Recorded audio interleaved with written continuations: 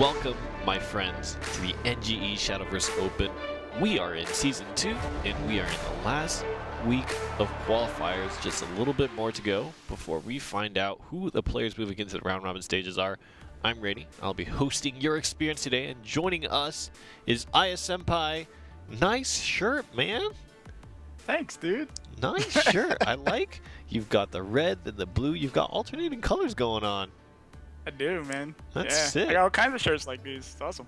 And of course, Envy, hanging out with us, gonna commentate some games. How are you doing today, Envy? I'm doing good, thanks. Absolutely. So, competitive Shadowverse headed your way. Let's take a look at the format of the tournament. That is the NGE Shadowverse Open. So, we are in the last week of qualifiers, as I mentioned. We're going to find the top 12 players from the North American and European region. 12 from each region, so 6 players will be formed into Group A, 6 players in Group B. These two groups will play out in a round robin. Each player in the group will play each other player until everybody has played against each other, and then the top 3 from each group will be moved into a double elimination playoffs bracket, seeded based on their performance in the round robin, playing for $16,000 per region. So, lots of cash on the line for these players here, and this is their last chance to make the spots into that round robin to have an opportunity to win some of that prize pool. Let's take a look at some of the players who have already qualified for the North American portion of the tournament. We've got Mantis Surges, Jay-Z, and Noah. No surprises that they're the two to get into Season 2, as they were invited based on their Season 1 performance. And then, of course, Lest for his top earning points rank in Season 1. And then we've got Botolz, Care Package, Doc Hack, Spray Quaza, Ban Hacked Rocks, and HSK Pancake. And those were players that qualified through this open bracket tournament process that we are watching right now. Week 3 about to wrap up. Just 3 more players to find, and we'll know who our top 12 for North America is. And I think it's really interesting because we saw a whole season of North America compete, and a lot of these names are somewhat new. Of course, we have some of the old guard from the Season 1 invites, but for the most part, a lot of them are names that are not familiar. Let's take a look at who the last few players here who have a shot at making it into the round robin is going to be. We've got Gengar, so that's a familiar name representing EXG. Then we've got the Blaz Boys. I like that name, the Blaz Boys. Show. And then there's the familiar name right there, Kier Mango, of course, the first ever winner of an NGE Open tournament. He was the first winner of the first week of Season 1, making it back today, trying to get into Season 2 now in the winner's side. And, of course, Disastrous, previously known as Crimson Fencers, the ever so fantastic and probably very, very good smelling underwear. So those will be the players on the upper semifinals. We're still trying to find who the losers brackets competitors are, but there's a few more names that can kind of squeeze and get their way in there. It's interesting to look at the way the teams have played out. North America, obviously, the teams seem more established. When we were looking at Europe, we noticed that a lot of the players were kind of unaffiliated, not tagged up. There were some here and there, but it does seem like North America. I mean, we've got the Blast Boys. I don't know. Have you heard of that team? I'm not sure what the team is. No, I haven't heard of that one, but nice name, and then of course EXG and Disastrous. So I think there's a lot of opportunities for these teams to make a standing in Season 2, but if you guys want to know how to follow the tournament and how to kind of make sure you know when the next broadcast is coming up, shadowverse.nge.io is where you need to go to get all that information. Also, if you want to talk about Shadowverse, if you want to talk about the tournament, the casters, the players, the teams, anything on social media, you could definitely go to @ShadowverseGame and tweet us any cool information that you want to share, and we'd love to discuss with you guys. So those are the channels that you can head towards. Also, make sure to click the download links in the panels on Twitch. Also, if you so desire, give the channel a follow, please. Apparently they said if we get a certain amount of follows, I have to eat a shoe. I don't know if I'm actually going to do that, but I'll update should you do on it. details You should do it. for how they want to torture me if that happens. But let's take a look. Cash prizes are not the only thing that these players can win. Let's take a look at some of the prizes they'll win today for their placements in the qualifiers. First place is going to get 30,000 vials. Second is going to get 10,000. Third and fourth, 4,000 apiece. And then 5th through 16th also going to win a bunch of vials. We're pricing out very, very far down the tournament. And so they can look forward to utilizing some of those vials to build some snowmen, you know, invite your friend into winter is heading towards us very rapidly. Summer is kind of midway through, and I think it always comes up a little quicker than we expect, and I think we should expect some more snowmen heading our way. So, question to you guys. Players, and maybe Aya Senpai has some Shadow Nexus guys that he would like to see. Envy, do you have any players that you would like to see in North America? Looking forward to Gengar. I haven't seen him in a while, actually. So Gengar could be well positioned here. Aya Senpai, what about for you? Any particular player that you think you would like to make into the round robin? Actually, I think I'd have to agree with Gengar. He's a really cool guy, and I've seen him stream a few times. He's a cool player. I'd really like to see him do well. So yeah.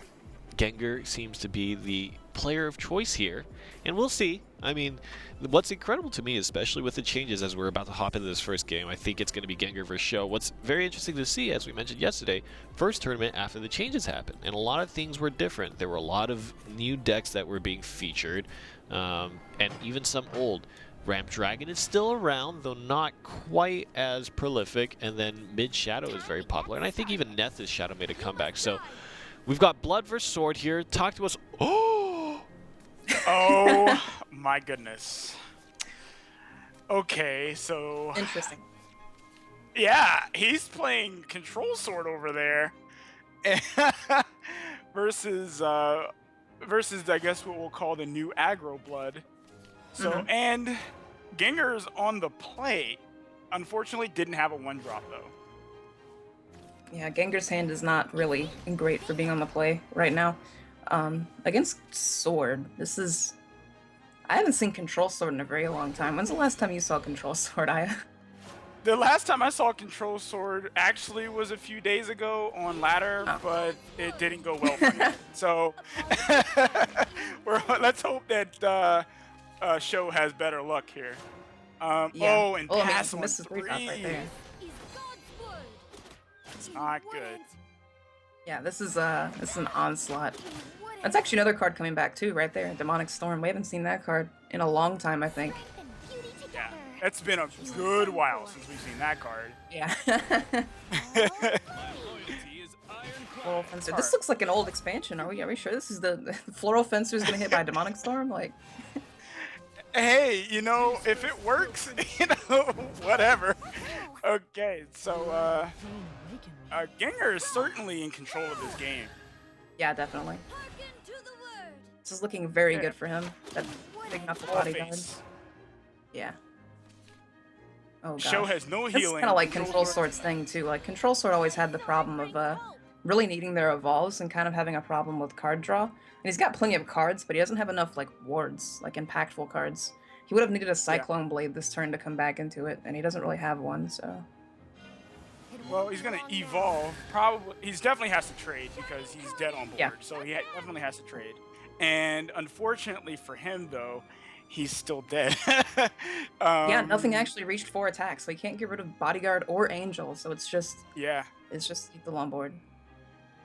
Unfortunately, though, Sword as a control class is definitely it's got to be very targeted.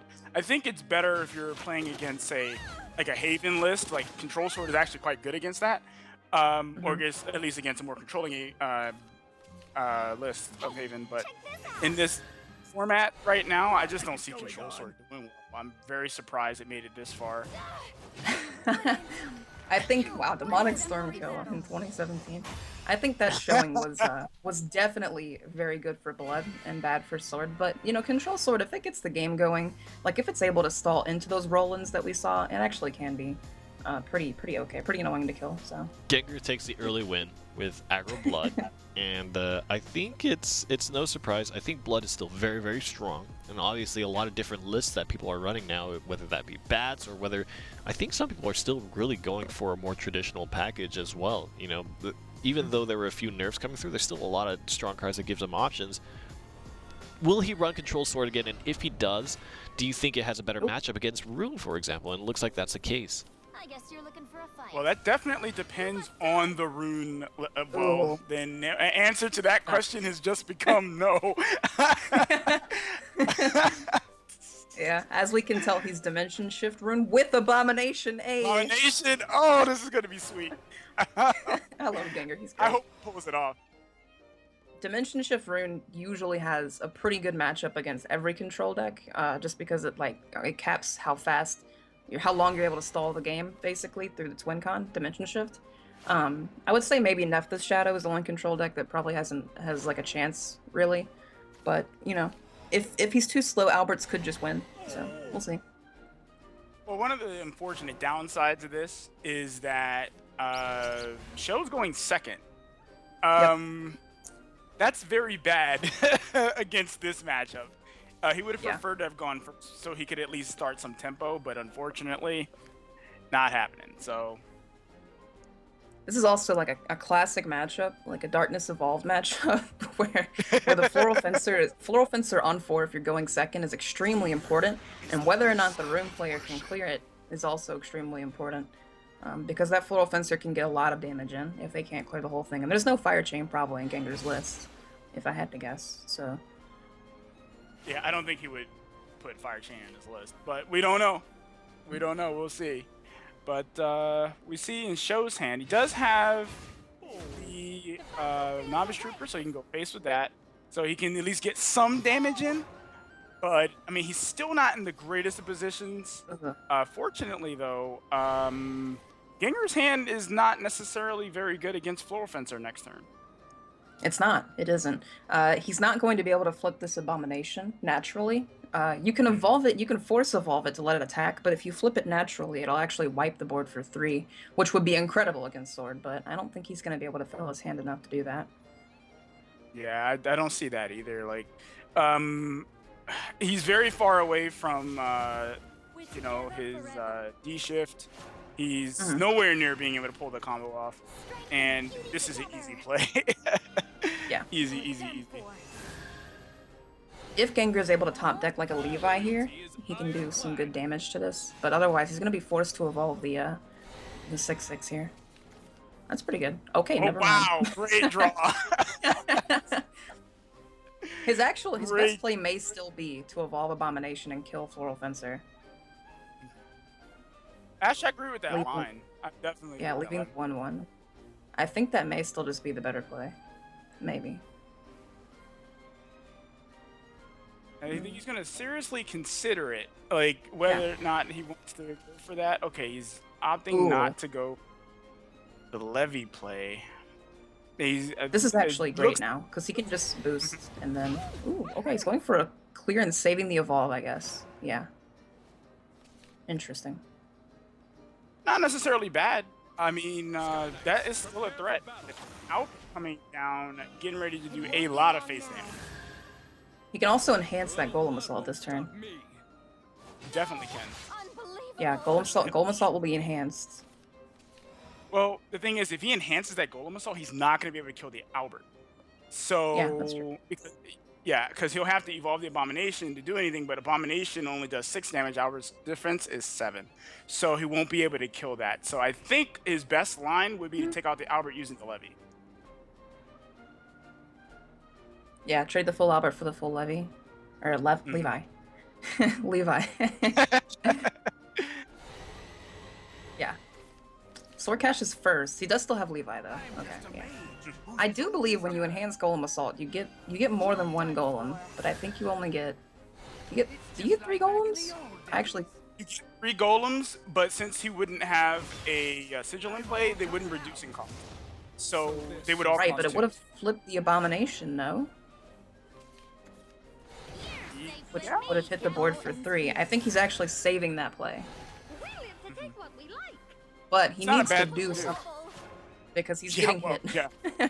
this is how Sword is able to beat D-Shift, is it just keep beating you down. Yep. And another Golem Assault. Well, he can definitely. It won't be long Yep, now. there goes the evolve, the natural evolve.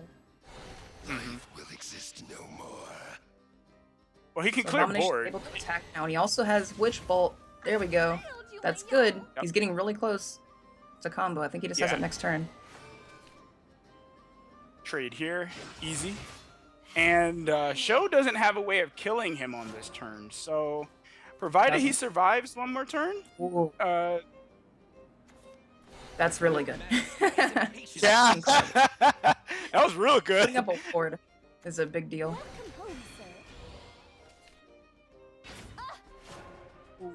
If he actually manages to get that rolling down, that could be a pretty good thing here. Mm, Abominate- uh, Abomination into like, D-Shift into flipping the Abomination natural next turn is kind of forwardish, I guess, but I don't know.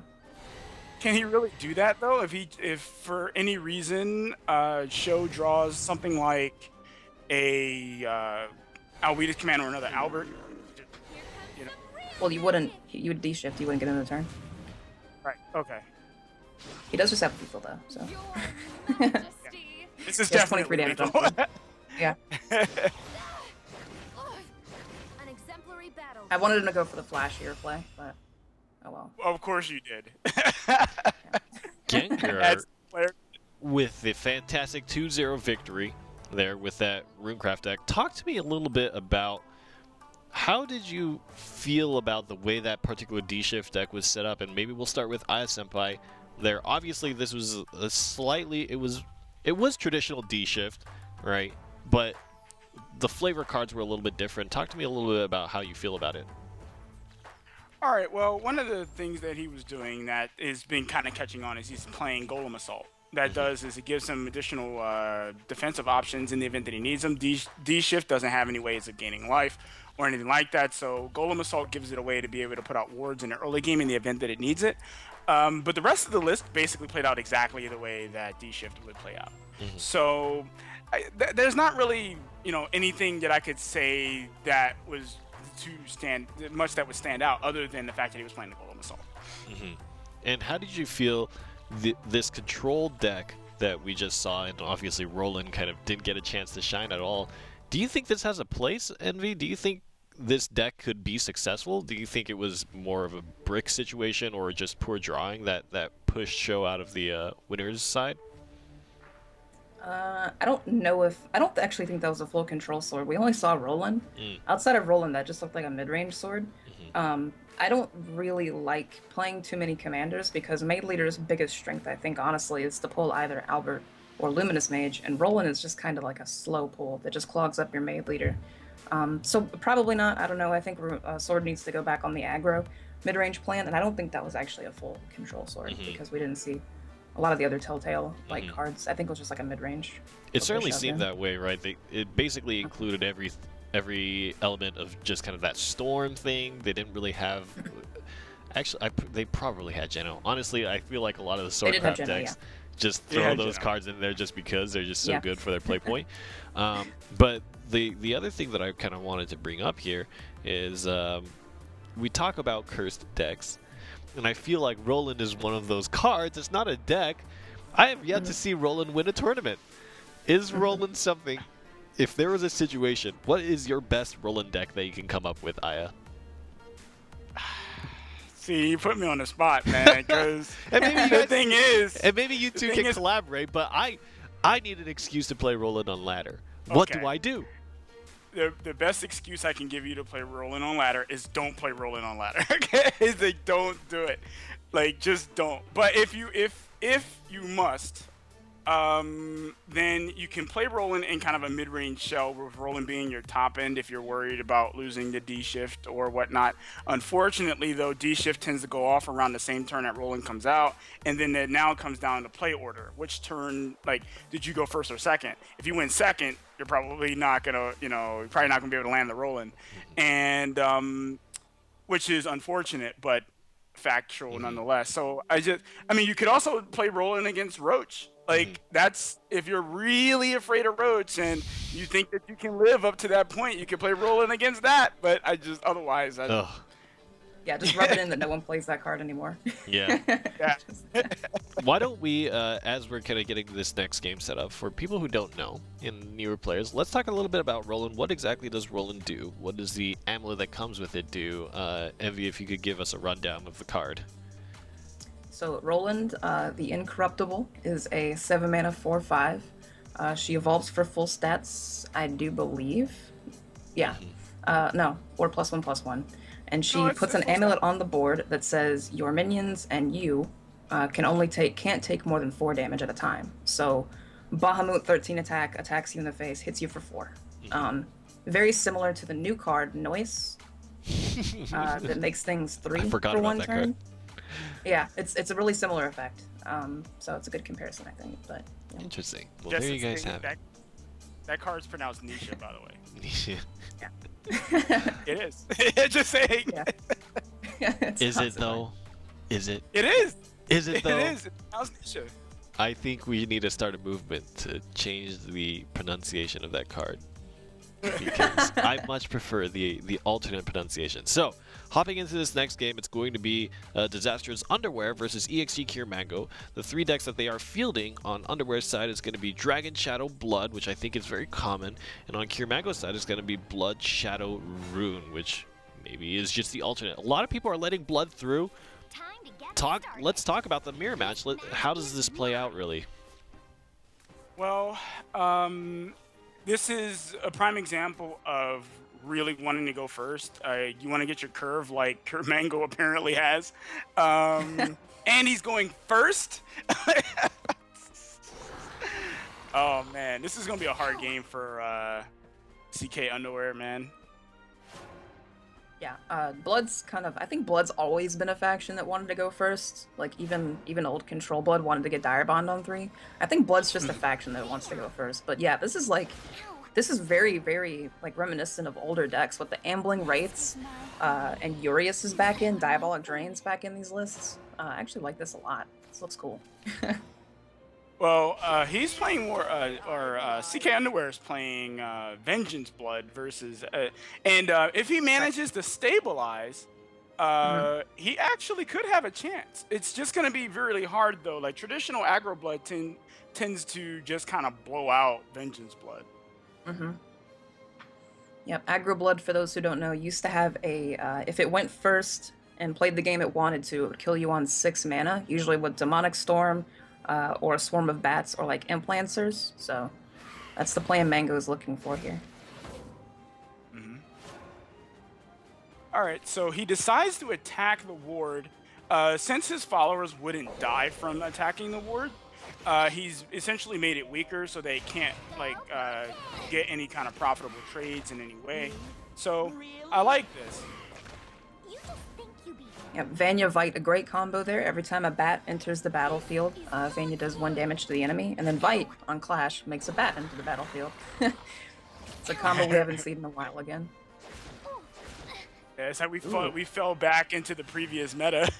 Yeah, we fell back to it. Let's come back. That's actually crazy. A Big Knuckle Bodyguard on curve did no damage to Underwear because he's already in Vengeance. Mango is just going in, dude. Yeah. But he rather CK Underwear is in an incredible amount of trouble right now.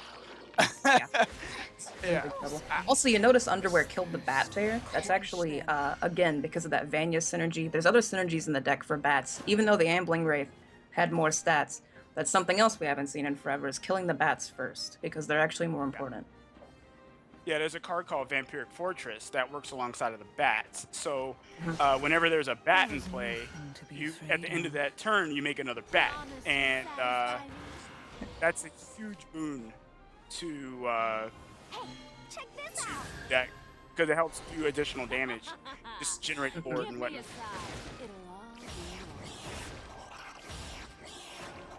It looks like Underwear is coming back into this, but this could just flip very fast.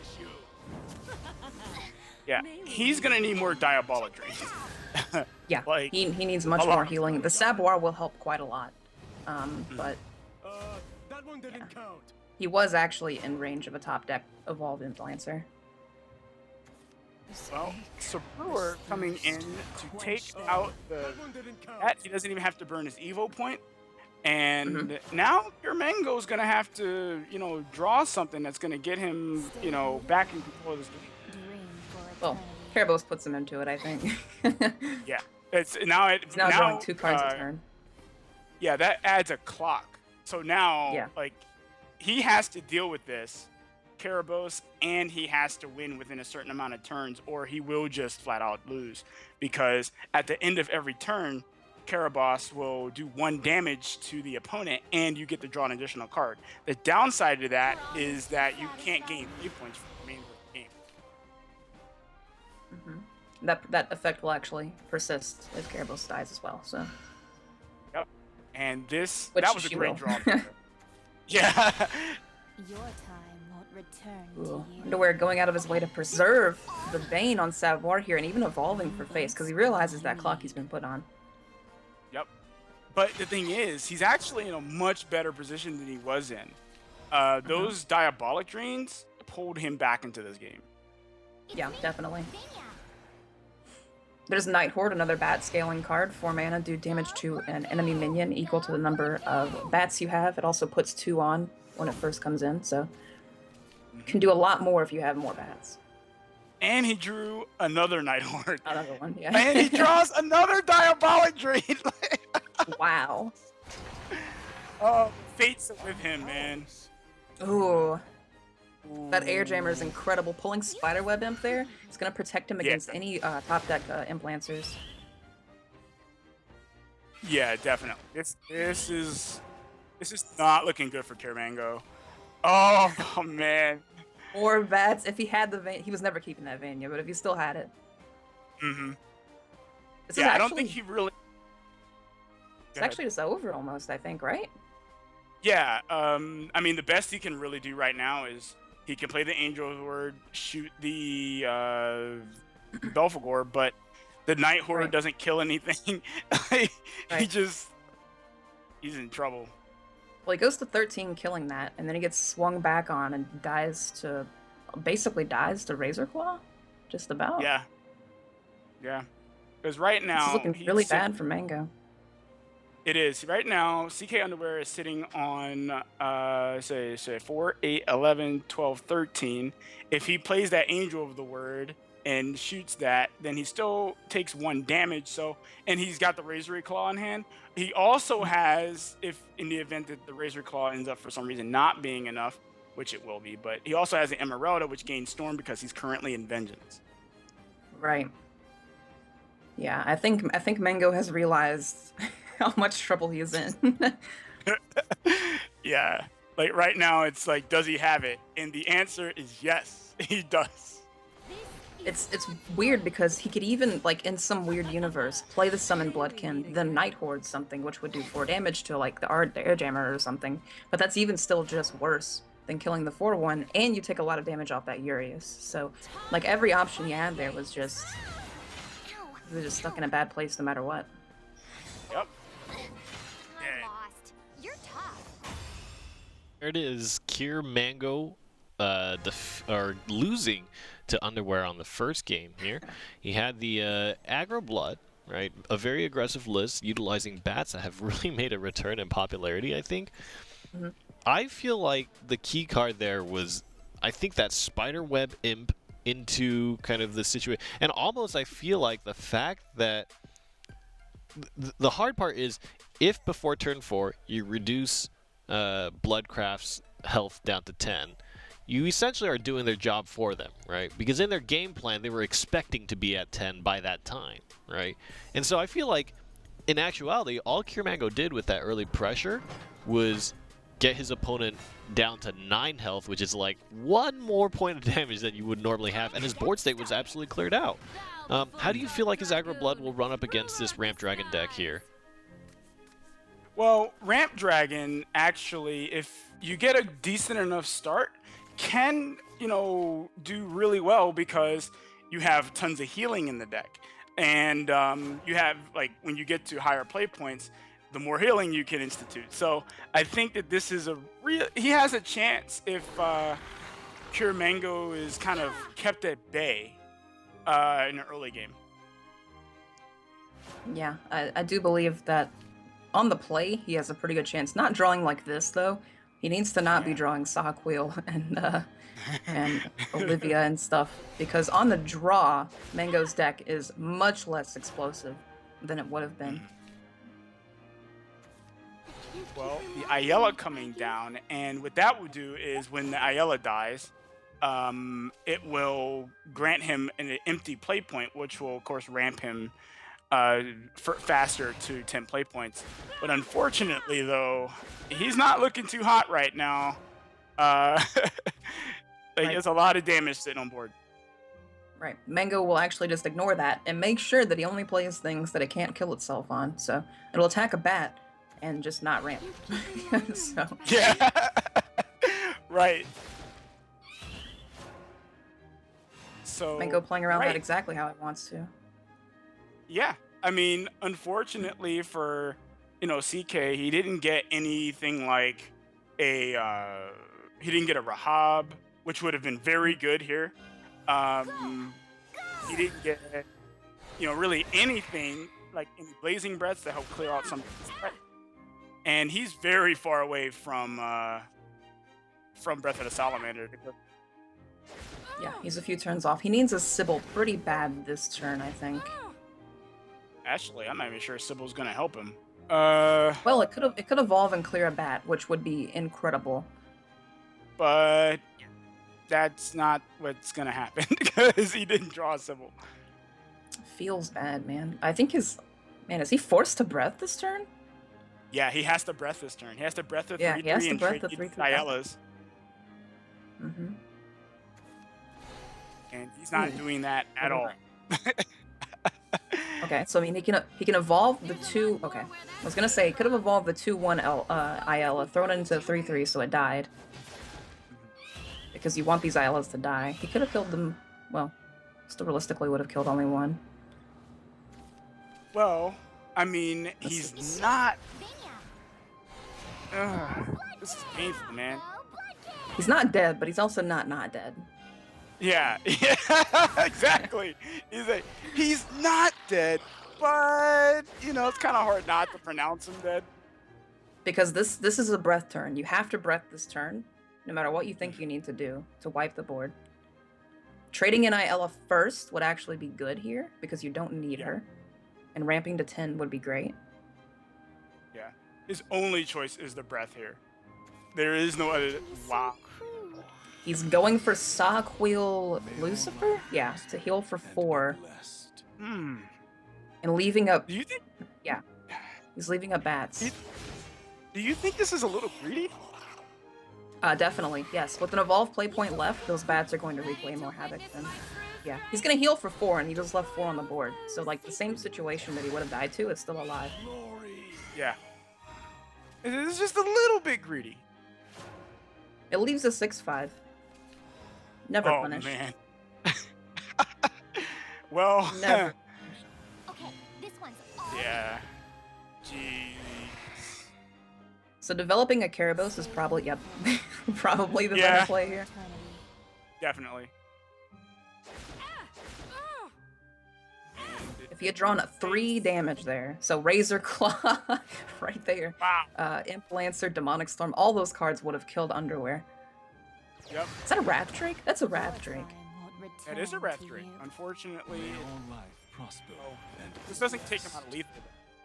It doesn't, yeah. Lucifer is just, man. Well, This is like really reminiscent of the old days, where Lucifer just wasn't enough, Well, actually, he's not. Never mind. Yeah, he would have lived with 1 had that not been top decked. But Yeah. I mean, aggro blood has so many ways to get damage. Like realistically, it's a burn deck. You can't expect it not to top deck damage. So Kier Mango Exactly. takes the second game here, and what's interesting is the inclusion of Lucifer in the deck. I think he was very popular prior to kind of Tempest of the Gods, and as Tempest of the Gods played out, Lucifer started being removed. I think there was actually a very strong opportunity. I almost feel like that call out on Sybil probably would have turned the game around. I think the healing provided by Sybil, especially with Lucifer tagged on at the later stages, would have given Underwear this constant stream of healing that would have just barely kept them out of lethal, and then been developing big bodies on board that, looking over the aggro blood deck list, doesn't seem like it actually has that great removal for big bodies. So this next game, it could be a dragon deck from Underwear. The blood deck is gone now from Kier Mango. Yes, so it's going to be the dragon deck, and I think that's the only deck remaining for Underwear. So it's going to be Shadowverse Dragon, a matchup that we've seen a ton of times. Now, Demon Eater and kind of running the soul conversion card drawing is a new, very effective method of running your shadow lists. Do you think this gives it even more of an edge over Dragon? Would you say that Dragon has an edge over Shadow at all, or is this just a really bad matchup? I don't think I would say it's a really bad matchup. Several players that I've talked to seem to actually still like the Dragon versus Shadow matchup, even without Ouroboros being able to gain health, because before that was such a big difference maker in the matchup. In my opinion, I do think this matchup is still in Shadow's favor. It has ways of putting very frustrating followers on board. So I definitely think it's still in its favor, in Shadow's favor, but nah.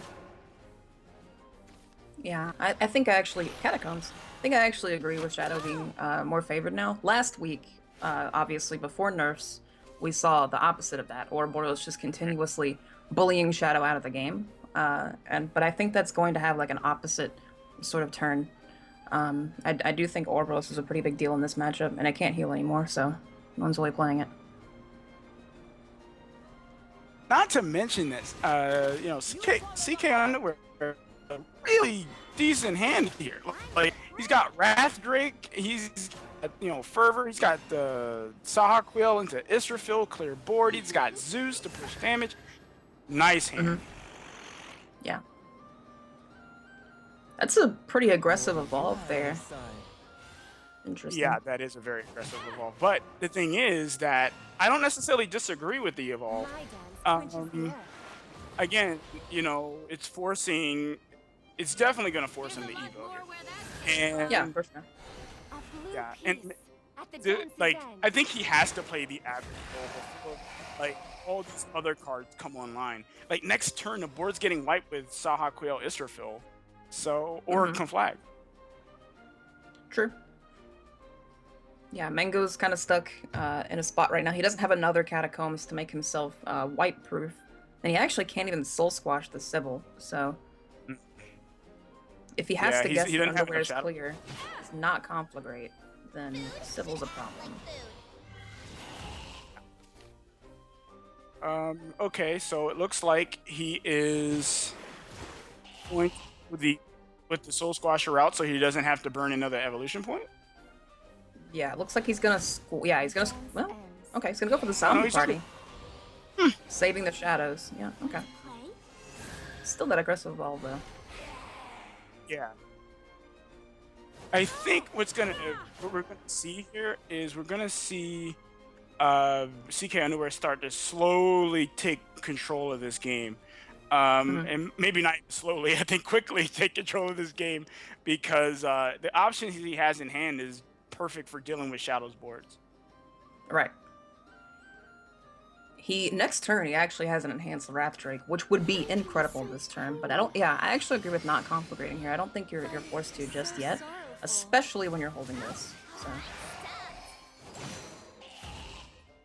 that Israfil coming down. Yeah, Israfil was really good there. Yeah, it's gonna put in a lot of work this game. I mean, right now, Kier Mango's got to be like, well, how am I going to be able to, push enough damage through, this Israfil and whatnot? And he may be regretting his earlier Evo points, his early Evo usage. Maybe. Also, if he had that Lurching Corpse on board, that would have been great, because it would have just it would have been great.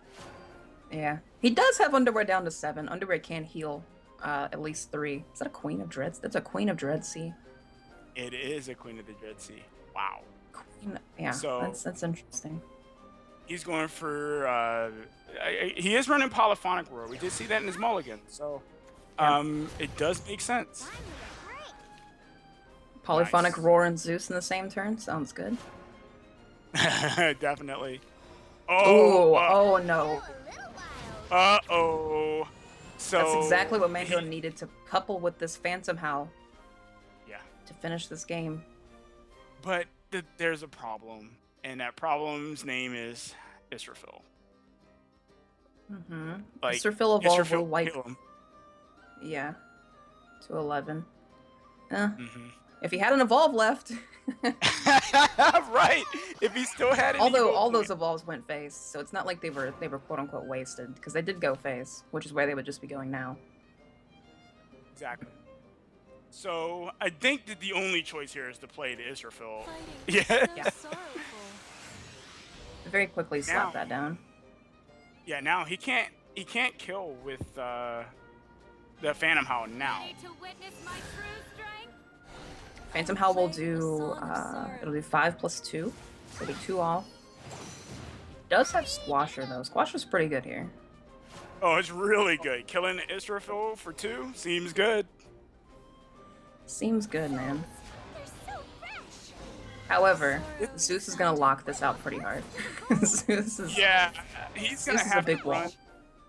Yeah, that's a big boy right there, and he's gonna have to run like basically his whole board into it when he plays the Ektar. But he could just simply CK Underwear could just wipe the board now. He's at a pretty healthy life total. I know 9's not exactly the most. But Yep. He's at a pretty Life healthy Drink is life also total. good here. Definitely. Ooh, Mm. Corpse into Eekter is actually really good. It'll Well, it force like doesn't. another He can't ram spell-based the wipe. corpse. He can't ram the corpse. He can't actually do anything with the corpse. He can play the corpse and get it on board. So the Yeah, the corpse. Okay, so the corpse is secret good because we know Underwear is holding a Zeus. That's why the corpse is secret good. This is just gonna get destroyed. Okay, he preset the course. Okay. Oh, nice line. Rip. Uh-oh. I think he. Oh, he's not. Okay. Okay. Yeah. That Man, did force this feels 2 awful. spell-based wipes though, which is really good for Mango. But now CK Underwear can play the Sybil. Or the Lucifer. He can play the Lucifer.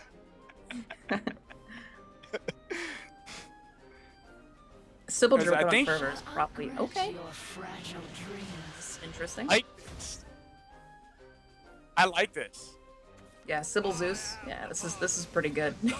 This is sets up lethal next turn too. Yeah. This is a sweet setup. So he's got heal, he's got a big reward, and this game looks pretty locked out here. Mm-hmm. No, he could draw 3 cards right now, and maybe he'll draw something to be able to deal with this Zeus, but it's looking pretty grim. I mean, the Queen kills you too. So Yeah. Death Breath. Oh That's a card. wow! That's a card. That Okay. is a card. Death's Breath to save the day. We in there. there- Okay, Death's Breath. Yeah, that was a Now Mango great just needs to draw. get I think the 3rd Conflagrate. Or not Mango, Underwear. Underwear top deck's the 3rd Conflagrate. And Oh. that's not what Rip.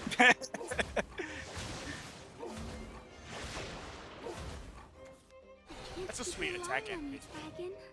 It is, yeah. But And that goes back in the same spot again. yeah, You know, low-key, Voices of Resentment would actually be slightly semi-useful here. yeah, it would. If Ayala hadn't come down. That Eekter, though. Ugh, Yeah. This game's over have though, shadows. right? yeah. He's at 6. He can't take that much damage off board. Actually, he can only If he really had take more off. shadows, man. If Coco Yeah. could buff like a third zombie, and then you had a fourth also. Man, Right. if only. I mean, I think it would have been just a little bit wiser of him to play the Bone Chimera first, then have played the Ektar. Because at least be able to take out the Sybil, he's still gonna lose though. He's 'cause still he die. Yeah, the Queen of Dread Sea. just can't take out that Queen of the Dread Sea. Like, I'm leaving. and CK Underwear taking it. Go ahead, bro. CK Well, underwear. Dis underwear. Yeah. Yeah. Dis underwear. Oh, he's CK Underwear in His my underwear. in my Discord. So I just used to calling him that.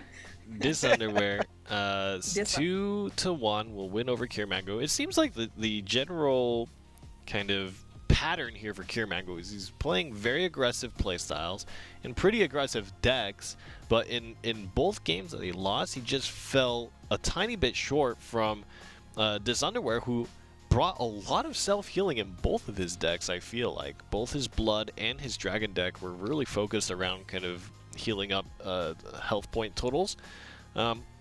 Maybe this is a question to kind of pose to newer players. How valuable is healing, and in what form should you bring healing? What are the big cards? What are the big crafts that provide a strong amount of healing that you would like in your game plan? Envy, if you could kind of head up answering that question. Sure, yeah. So, I mean, Ramp Dragon has a lot of access to it. We saw it with Sybil, who also ramps you. Lucifer is a neutral, but Ramp Dragon plays it because they get there fast. And then Draconic Fervor is a great card, a spell that ramps you, draws you cards, and heals you. And yeah, I mean, healing is important. It kind of fell off a little bit there because the neutral Alice package from the last expansion was just so fast and explosive. It just didn't matter if you healed. I'm honestly half expecting us to see like Elena's Prayer and like Tenko's and with Haven and they just heal at 20 every turn. But yeah, healing is pretty good. Lots of healing. So keep in mind, Alana's might be making the comeback, and we'll see how that plays out. Let's take a look at the bracket and see where we stand right now in the tournament, and kind of find out who's made it through losers and how these upper semis matches have affected the tournament here. So Gengar and Underwear will move on to the upper finals. Meanwhile, Kier Mango and BlazBoy's Show are in the losers side, and it looks like our first match coming up will be Just Like TT. Wow, that's a great K-pop reference. That's fantastic. I enjoy that. And BlazBoy's Show. I wonder if I revealed too much of my my sensibilities there. I am. Okay. Well, I am looking forward to this match. I think BlazBoy's Show had the very interesting Swordcraft deck. I want to see it. I don't think people are going to ban that. Let's be honest. There's Roland in there. I mean, for the sake of your opponent sees Roland is like, great, not going to ban it. And so that means we get to see it more. I want to give me a percentage, both IN and NV. Percentage chance you think Swordcraft will win one game here in this match. Let's start with Aya. Okay, all right. I'm gonna be fair. 2%. Oh my God, 2%? 2%. 2% is more than 1%, to be fair. Yes, it is. I- And that was me being objective. Oh gosh. What about for you, Envy? I'm gonna go with 50%. 50%? Either it happens or it doesn't happen. Whether it happens or it doesn't. So does that 50% include did not actually play Roland but still won with a Swordcraft deck? Yeah, for sure. Okay, Yeah. okay, I mean, there it is. Sword can still just curve out and win. It That's can true. definitely happen. And that's why that 50% exists. So 50% to 2, there's a 40... Math is hard for North American casters. 48% difference. All right, let's see. The match is about to start. So by your guys' logic, 50%, at least by Envy's logic, 50% means that BlazBoy's Show may lose the first match, but will probably win the second match, right? Right? Or the second game? Or the other way around, yeah. Oh, Wins the he's not first even one, starting doesn't out with win his the second. Swordcraft deck. So we'll see. Talk to me a little bit about Haven vs. Shadow and what we can expect to encounter here, Aya. Well, Haven versus Shadow, depending on the Haven build, tends to do pretty well against Shadow because Haven has a lot of banishing cards such as Blackman Scripture. It has Priest of the Cudgel, Judge of Retribution. Some people even run Acolyte's Light. So it has a lot of banish. It can prevent Shadow from gaining shadows to fuel their cards for later in the game. For what it looks like right now is Haven's probably on a little bit more of a control package, so it should do pretty good versus Shadow. Yep, this is Banish actually stops you from getting shadows and stops those last word effects. So if you were to banish that Skull Cradle Widow, Show wouldn't draw a card off the Skull Cradle Widow. So this is kind of like an old classic sort of rivalry between the two factions because of that. So the other thing is that this particular setup with the Beast Call Arya getting popped on 3 is traditionally pretty difficult for Shadow to deal with, at least this stage in the game. Right now, he'll be able to deal with the 4/4 by playing the Zombie Party on the Tiger, but he still has the 2/1 in play, and he can play Grimnir from hand to get another follower in play. So. Yep. Beast Call Arya is pretty hard to answer for a lot of factions. Just if it gets popped on 3 the turn after it's played by a Dogma, it puts a lot of stats on board. But here we have Lyriel, showing why she's one of the best 2-drops again. Oh yeah, the thing is that Lyriel never stopped being a good 2-drop. It's just that like even when like the Alice package was being heavily used, like it was always just an insanely good card. There's a new card, Mark shares Tea Time, spawning the Tin Soldier, which lets him shoot something for 3 and then also attack because it evolved. So it's going to let him do a similar effect right back to Show. Yep. Now, one of the things about Mark shares Tea Time that makes it incredibly powerful versus like other amulets in Haven is that Mark shares Tea Time, when it's played, gives you a follower. And that's something that we haven't really seen with the Haven amulets before, so it's a little new. Right, yeah, Haven usually was sort of like, I'm gonna put this down and it's gonna do nothing for a few turns, but then hopefully pay off and give you something great. This is looking like a really, really old like Garuda with heals shoved in list. Got that Curate and then also the Radiance Angel. It's looking interesting. Wow, Snow White Cat Mage. I like this guy. Show, you are my new horse, man. Ooh. And he set that Tin Soldier up to pop faster with that Dogma last turn. Show played directly into it, so if TT wants to, yep, he's gonna pop his last evolve and clear the board here. I don't necessarily disagree with this. He's gonna need his Themis and all of his, he's gonna need his Themis decrease for these Ektars. That's going to come down. He already knows that there's a potential for Ektar coming down in the next turn, so he's definitely going to be set up to be able to deal with that big board that Ektar is going to present. Well, actually, it won't present much because he doesn't have that many shadows. So yeah, Show actually put TT in a pretty good spot there. Show used his evolves to put TT in a spot where he had to clear with an evolve while he was holding answers to it. He's holding Soul Squasher, he's holding Lurching Corpse, Necro Assassin, and then drew into even better one. So that pressure play was really strong there. Yeah. Now, one of the issues that arise is what exactly Show is going to, okay, he's just going to go for... thing is, like, just like TT doesn't have an end game in hand. Yeah. Well, he's got a better end game than TT's got. TT is actually 100% not developing anything important unless he draws a Seraph here. Well, I think he's playing Aegis. I don't think he's playing Seraph. Yeah, he could draw a Seraph or an Aegis. Yeah. So, let's see here. Mortal Thane, that's pretty good. That's really Dropped it pretty fast too. And there was that Judge of Retribution you were mentioning, earlier with the more banish. Yeah, he snap played that Immortal Thing. Another Judge, a Priest of the Cudgel with no Evo effect. Oh man. Yeah, this is just...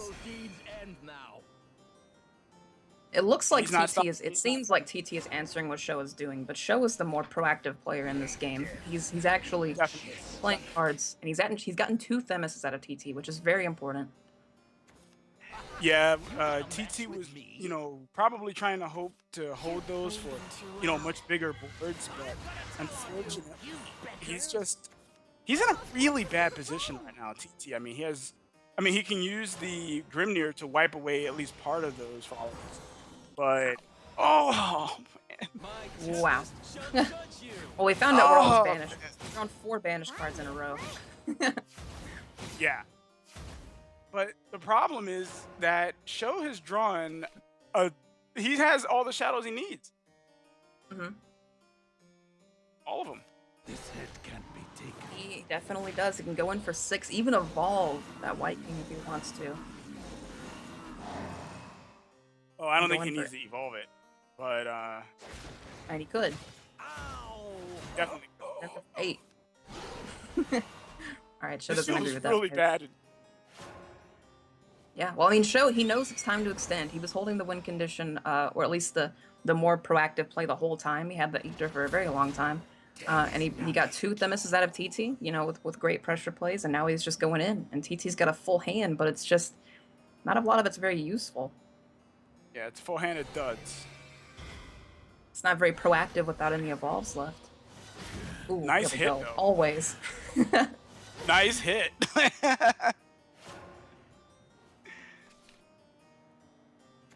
Okay, so we have. Does have a lot of healing, though, so at least there's that. Yeah. I mean, he can stall. He's, a lot of cards in, and still hasn't won his position. Mm-hmm.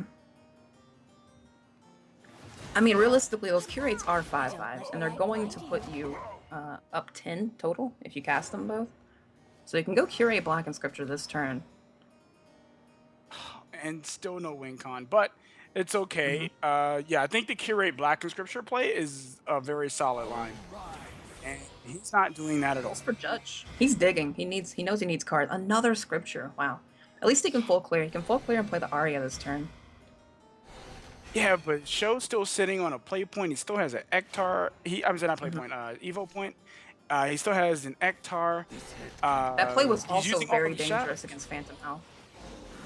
Yeah. Had Sho had a Phantom Howl there. Yeah, and Ektar value. Yeah, Ektar value. Oh, Demon Eater coming down. He's digging, getting rid of a zombie here. Ooh. Yeah. All right. So he's just, he's sitting there with a nice board. There's only one. And oh my goodness, man, he has got to be frustrated right now. All right, so you Garuda the Aria? No, you Garuda. No, I think you have to hit a tribunal. You Garuda Tribunal and hit the Ether because it's easy, and then you Black and Scripture the Okay, so he's gonna make it a 33% chance hit, and he doesn't go for it. Aw. Oh man, this is dangerous, man. 789, 3 damage. He still doesn't have. Oh, that's 1 more damage. He needs 2 damage. 1 more damage. If only the Swan was playable, along with Snow. Yeah. It's not though. So I mean, Yeah, it's not. I think that playing the Snow it would be ideal here, right? I mean, Yeah, it just draws a do card, that, get the and if additional damage. Draws a card. Yeah, it draws a card. I'm not sure how many outs there are, though. Another Snow wouldn't be enough. Prepare yourself. I can act like a babe.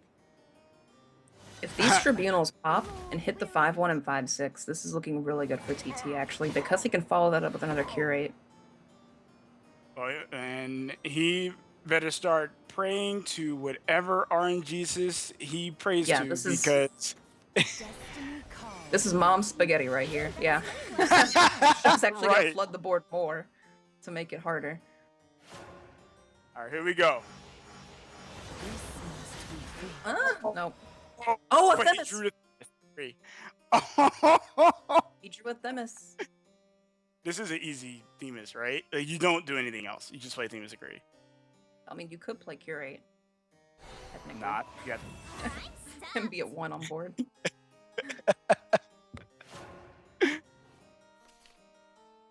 oh Ooh, but a man, and Thane- an immortal thing. Gosh, dude. Upon you. He's He not- just can't catch me.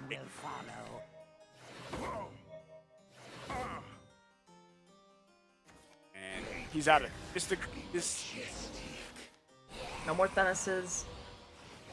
More ways to wipe outside of Bahamut, but you know, I don't see that in his hand, so. Yeah. Oh, and still no win condition, man. He's got 10 cards left. Nothing. He's got 10 cards left, yeah. I mean, he might just be Garuda deck with like top end curates. It's possible. I guess. Yeah, it's I don't possible. know. Like, I don't know if you really have this kind of a list and, you know, not have like a Seraph for Iris in game. I don't think it's Seraph though. Oh, if only he could play that. Yeah. Yeah, this kind of list looks like it wants an Aegis, looks like it wants a Seraph, but he got, you know, 9 cards left in deck and didn't draw either, so. I would call this this game a game of Show defeating just like TT with wet noodles, but it wasn't even really wet noodles. It was kind of like, it was actually pretty painful. It was pretty hardy punches, and TT was just barely kind of like struggling, like rolling down the hill trying to get away from Show. That is the most tragic, when you just keep drawing things that just keep you alive but can't win the game. And I think that is a classic kind of fault of playing decks that are too defensive, right? You're just extending the time it takes for you to lose. So Shadowcraft is out. So is going to swap to this fantastic Swordcraft deck. And it looks like just like TT has swapped to Shadow as well. Talk us through the mulligan stage here. Why would Show keep his cards? Why would just like TT mulligan all 3? Where is the philosophy behind all of this, Aya? Well, Show would keep his cards because Bladed Hedgehog because he's definitely going to be playing it on 2. Unless like TT plays something that will force him not to play the Shield and Flame. But when Bladed Hedgehog, when your opponent something your opponent dies, and you have Bladed Hedgehog in play, the Bladed Hedgehog gets bigger. So what he can use is the Bladed Hedgehog to put that in play. Then he can use like his Shield and Flame or his Novice Trooper to run into the opponent's follower, so he can buff his Bladed Hedgehog so it can trade better or do more damage to the opponent. That's why he would keep his hand for sure. Right. Show was actually last game really good at pressuring TT, pressuring evolves out of him. And this is the same situation where TT's going first again and has 1 less evolve, so actually might be interesting to see if Show can pull that off with Control Sword, which is pretty hard because Control Sword, or even just, you know, mid-range sword, without Floral Fencer on the draw doesn't really do too much as far as pressure plays go.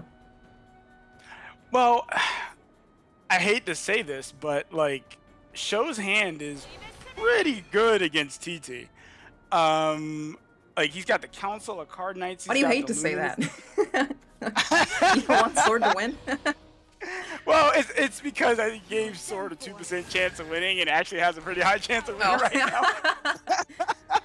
So, that was you know, making him 2%. Come on.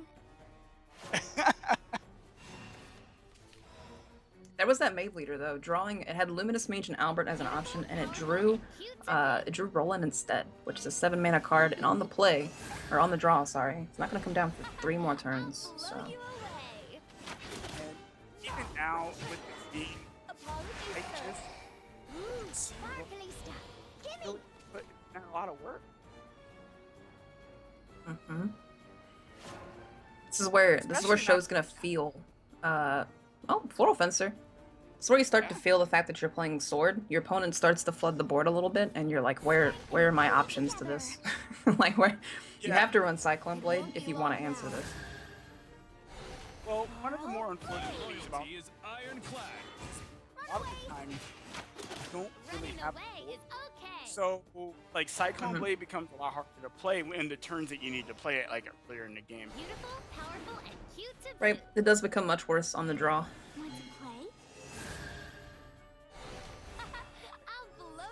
Another, you know, it's a lot of pressure actually. Yeah. TT's, you know, I might have to, you know, take back what I say. He's in a pretty decent spot. He's so flip-floppy. Yeah, hey, I'm just calling it as it is. I just call the game. Hey, this game's going back and forth, but like, hey, you see what's going on? Yeah, I see what's going on. The Sword probably forced to evolve here again. Yep, on the Bane. to the fires is of high the statted, but it won't live, unfortunately. Could have probably thrown in a Goblin Mage and gotten away with it, but Squasher being an option means that he doesn't want to risk that, so. Oh, that's a draw. That's Yep, gonna be that's good actually in a that- great draw for the sword. Mhm. And now he can jam this Portal thing. Yeah, this is not looking good for Sha at all. Because what do you do this turn? You play a Roland? Yeah, roll. Roland Actually, is you not play the Roland. play you want to You make. and I, knight. My sword brings hope. You are done for. So, Turn the power of Luminous hope to Mage light. being evolved, Run away. he can't trade into the Thane because it won't kill it. End up killing his own Luminous Mage, so obviously that would be pointless. Hmm. That Odile. It's not- not bad. That bad. Yeah, it's not actually not bad. They're so fresh. However, Squasher's a little bit better. Because you can Squasher, attack face, Demon Eater, but the trade here is pretty juicy. I don't know. He might go for it. Well, the thing is, like the Odile gives him, it gives him a pretty dominating board presence. He takes out the thing he gave the opponent, and Yep. yeah, and he's going to do 2 additional damage. Like this is Don't let hard. the light blind you. It's actually interesting that he chose to Soul Squash and then go for Odile when he could have thrown in the Skull Beast and then Odiled and then had 2 mana to Demon Eater after. Wasn't I good enough? Or just play Lurching I think Corpse he- if he wanted to. I think he just wanted the board. Yeah, but keeping a 1/1 is very interesting because you're not holding Ether. I'm not sure what the 1/1's plan was there, but yeah. Like, Back just on the traded into roll and it, hate so- train. He's holding a roll and it doesn't do anything, so Yup. he can't do anything with it, unfortunately. That's what I say, man. Roland just doesn't do anything. Like, Ooh, ugh, Erd onto Thane is absolutely disgusting. man, can I get the vomit bag? That was just. That is 2 That 0 was- mana, White Kings. Oh gosh. Oh man, this is just hurting my soul right now. Yeah, this is disgusting. TT needs to stop it. What does Soul do? Nothing. Nothing. That's nothing. Literally, the only answer Nothing. Sword has to this is Cyclone Blade. Yeah. I know I keep saying it, but they need that card to answer any of this. Or Bahamut. They could play Bahamut. prepare for battle. Yeah. Because Bahamut really synergizes well with that Roland. I mean, it synergizes with your deck better than Roland does. So, That's true. That's true. poor Roland. She's the last card in his hand as he dies. No. Temporary battle. Poor Roland. Yeah. Poor Sha. Hey, at least he went out with a good-looking card. But he didn't even play it. At least there's that. So, show with the... we said it was okay, right? You don't need to win with playing Roland. You just need to have Roland in the deck and then win. That's the MO here. Now, But he did. the big thing here for me is now we're going to. It just really seemed like Shadowcraft was like doing all these complex kung fu moves and had like so many different interactions and ways that it could draw options and options. And Swordcraft was basically playing as vanilla as it can get, just 1 card at a time, nothing super fancy or fantastic really about it. Is Show in trouble here? You said 50%. Is this the 50% on the winning side? Is a glass half empty or half full, MV? I think this is the only chance he's got. Yeah, like you said, Shadow in the new expansion, they have so many ways to just draw answers, and Sword's kind of like still playing the game fairly, playing like 1 minion a turn, Yeah. trying to get their advantage over a few turns, and Shadow is just like doing backflips and gymnastic moves. But I think against Haven, I think against this specific Haven list, this is his chance. All right. So the thing is, Sword historically has proven to be pretty good against Haven. So especially Control Sword. Control Sword tends to be a powerhouse against Haven. So he does have a very considerable chance of actually taking this game. Well, again, I don't think he's actually Control Sword, but yeah. I agree with his ability to have a chance here to win. Double Made Leader's just gonna pull double Roland, I feel it. Nope. Oh, no. We didn't pull Roland! Oh, We didn't and he pull got any 2 Rolands! Alberts. See, this is how you win with Sword. You pull Albert. Yeah. That was some some residual RNG he didn't have last game. Like it's just kind of faded over to this one. That's definitely good. He's also not going to be the first player to evolve, never mind. Mm-hmm. He is going to be the first player to evolve, but he won't mind doing that My knight. here, Yeah. so... Sword brings hope. Luminous Mage getting that free Evo can trade into the Tin Soldier and he'll use one of the Mage Leaders to take it out. But TT does have the Garuda to pop Tea Time. He does, yep. Which will allow him to clear most things, except for that main leader. Don't think the Mage Leader is his most pressing issue. Lend me your power. Yeah. Well, yeah, it's not. He also could have achieved that same thing with just playing Cudgel, because Cudgel was pretty good there too. I won't True. lose He again. could have played Cudgel, evolved the Cudgel, and then played a Sacred Plate or the Beast Call Aria, so he could have got that down. But this is fine. Momo comes in real nice here. No Evil Point burn to take out the 5/4. Yep, she actually, if she attacks a minion with 5 or more attacks, she gains Bane, and she has Rush naturally, so... Very useful card there against evolved minions, usually. I mean, he's still Whoa. sitting on... Whoa, brother. Oh, Yeah. doesn't want that Garuda living at all. Plucking me from the sky. I mean, I guess, but Apologies, sir. That was pretty aggressive. I mean, that Curate will was just- definitely... accurate. Interesting. Well, he's He does probably get the looking Aria for this turn. Yeah, he's probably looking for some sort of late game though. You know, I think Sho is actually playing Shield of Flame with no option for a stealth minion.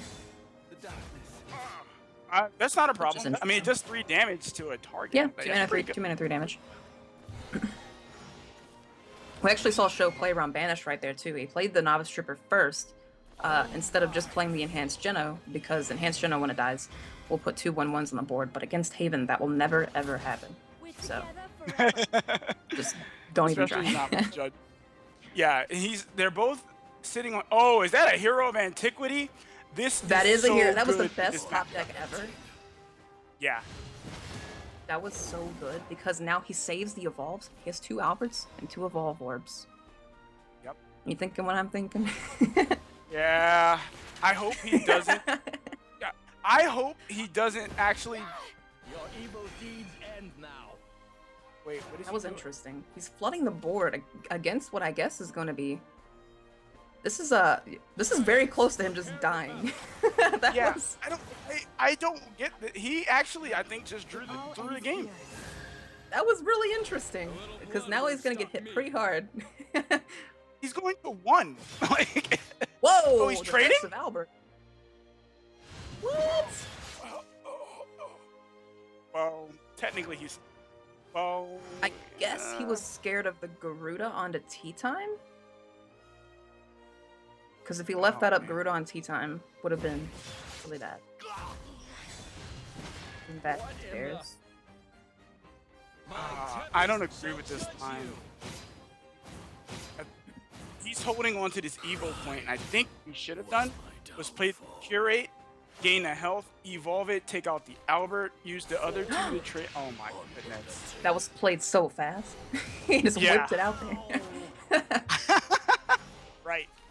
Well, the Curate's coming good here, except it doesn't kill That's- that now. That's lethal. If he just plays... Yeah. Never mind. I was going to say, if he just plays Tribunal into Radiance Angel, but yeah, he played around Albert. He But, can't, I mean, that doesn't matter. He He can't can't kill the... kill You know? that. Yeah. I am the mad cyclone. But Grimner, this ward, Mm. Floral Fencer. Prepare for battle. He's going for it anyway. That's 11 damage. He's dead. You Yeah. are Albert done for. Evo, the Grimnir, they both hit face. He's dead. A little blood Yeah, won't because stop Antiquity me. is... It's glowing like it has a rush, but it can attack face. Your strength is undeniable. Told you 50%. Oh, stop it. 50%. The 50%, it actually happened, and Sho was able to defeat just like TT. Now, there was actually a very interesting turn there. The turn where the first Albert came down, and he went for the board clear instead of swinging face. Actually, just like TT had lethal in hand on that turn, because he would if all the followers on Sho's side had went face there, if every single follower swung face on TT's side, evolved the T time, and then did 3, and then played the Grimner on top of that, I think that would have ended it. I think. Grimner doesn't do face damage. Well, the though. Grimnir doesn't, hit Grimner doesn't do anymore, face so that damage wouldn't work. anymore. Yeah. That's so interesting. Yeah, that was a think he change was that happened expecting it to with last week's patch. So Yeah. Grimner doesn't do face anymore. And that's actually a big reason why it was changed, because that increase, that direct damage there is so strong. But in fact, there was a lot of damage in the pocket for just like TT, and I actually don't disagree with the fact that, hey, you have a second Albert here, you have a second Evo Orb. Go ahead and try to stabilize the situation. But super close game. I think Sho made a lot of really smart decisions there, and actually takes a win off of the Swordcraft deck. So just like Envy predicted, 50%. Actually, we don't know. It's just one data point. That could have been the 2%, right? That could have been the 2%. Always 50%. Either it happens or it doesn't happen. Stop it. That's not how statistics work, I don't think. You're hurting your own argument here, Envy. Just wanted to throw in there, Sho has made it pretty far into the tournament, so he must have won a few times with the Swordcraft deck, because I would not imagine people would have banned it out. So it's working okay. I think he has a pretty strong draw, but when is that not the case for a winning Swordcraft game, right? Let's go ahead. And I think we are still waiting for some matches to complete. So let's take a look at the bracket and see where we stand. And I believe we're going to go ahead and jump back up to the winner's bracket and watch Gengar versus Underwear to see who will move on to the grand finals and who will be waiting in the lower finals here. As we wait for that lower round 1, Kier Mango's opponent is not present quite yet. So we're going to have to wait for that match to finish out. But Gengar and Underwear. So based on what we saw, Blood, Rune, Shadow. And I believe Gengar was the one that had the Golem Assault. He had the I want to say Hero of Antiquity, but I know that's not the card name. Abomination. The Abomination. I heard Yeah. the A letter plus stuff afterwards. the thing that's interesting to me about Abomination is actually, like, I feel like you see it so little that I actually started melting it into the hulking giant as well, just because Abomination is like big and gigantic, and oh god, it's just, there's so many Runecraft cards that I look at and I just shake my head. But hey, maybe Abomination will do something this game. I'm excited to see. What do you guys think? Abomination just as a card, I know you guys have probably talked about it as the expansion came out, but the requirements on it, the additional effect, is it actually commonly usable? Is it something that you can build your deck around and have a lot of success? Let's start with Envy. I played the card a lot when it first came out. I didn't think of using Golem Assault with it to add extra Golem spells to your hand to fill it out. It triggered maybe twice in like 12 games, I think. And it wasn't even that great when it did. So I don't know. Maybe Golem Assault is what you need to get it to trigger more frequently, but it's not. I love the card. It's one of my first cards that I tried when the expansion first came out. Like, I really wanted it to work and like save D-Shift, right? So Save D-Shift? What? What? Does D-Shift need saving? It had a 20% win rate before the expansion. Yeah. Oh, yeah. Well, I suppose you're right. Before the expansion. Yeah. Yeah. You're right. You're right. But now D-Shift is everywhere. Do you regret that? Do you regret that sentiment now? No? D-Shift I love forever? D-Shift. It's one of the more interesting decks in the game. D-Shift, Path to Purgatory. We don't see that anymore, obviously, but those decks that have like multiple lines that branch into other lines, that branch into like a little mini tree. I love those decks. Those decks are great. I like D-Shift as well. That's a deck that I really enjoy running. So for you, IS Senpai, Abomination. Yes or no? You gave Roland a 2%. What percent would you give Abomination? I like Abomination a lot more than Roland. But the thing 4%. about Abomination is, again, you do have to build your deck with it in mind. You can't just throw it in a deck. So, whereas with Roland, you can kind of throw it in a deck if you really want, but Abomination, you definitely have to build around it. Speak of the devil, this underwear is using a Roland emblem picture there. But it's going to be Dragoncraft versus Blood. And we've seen a few times this Bat aggro Bloodless with the Karabos. Quite often would you say that is the more popular Blood deck? And would you say it is the correct tournament choice here, Aya? Yeah, the deck is very aggressive. It can do tons of damage. You know, it has access to a lot of damage. I mean, it can flood the board on early turns. It's just a really strong deck that kind of snipes at those slow decks that don't necessarily get great hands. But look at that ramp. Wow. That's some ramp. He's on 7 mana, while Gengar's on 3. That is Yeah. Whew. And, oh my goodness, and he draws a Sybil. Oh Yeah, my Sybil goodness, wouldn't he's even about actually to be... heal him or ramp him. Because it wasn't his 5th turn. He's gonna be on 9 mana on his 5th turn. That's insane. Yeah, Underwear drew the dream. He's living the dream right now. He's gonna Wrath Drake on turn 5. Oh my gosh. Yeah, this is 100% This is exactly what you want to see with the dragon. Yeah, exactly. Uh-oh. Actually, no, I take that back. He can lose if he disconnects. Yes.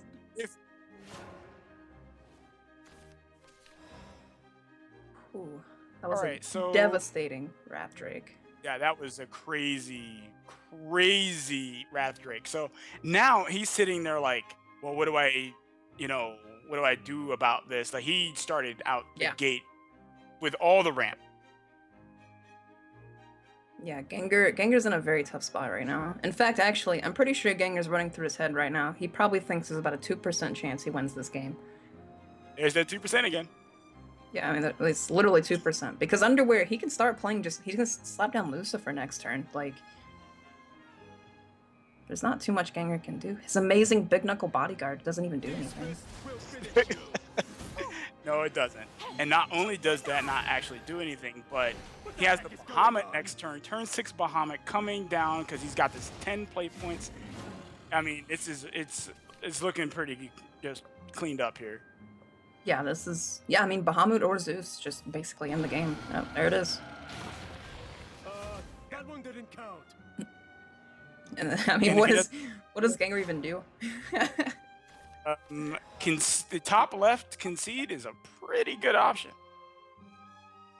I think realistically, he has to like Night Horde Urias this. Yeah, it just surrenders. Poor Gengar. Oh my god. Yeah. Oh my god. I feel like Underwear just gave Gengar the mega wedgie there. That was just an absolute dumpster of a game. When you ramp that hard as Dragoncraft, I really don't feel like that. How often? I feel like we don't see that very often. That feels like an incredibly high roll. How many times have you seen Dragoncraft on turn 5 have 9 play points? You literally are ramping as if you're on a roller coaster. I don't even know what to say. What do you say about that? You play Bahamut, you have Zeus. He even could have styled and played the Queen of the Dread Sea and then brought in the Zeus. Actually, that's what I would have wanted to see there.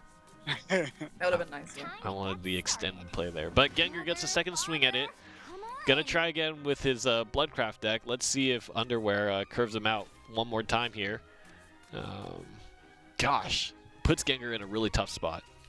Oh man, so he opts to Underwear decides to get rid of his 1-drops, and he mulls into two animated Ektars. Go ahead, brother. Animated, and showing off his wallet status.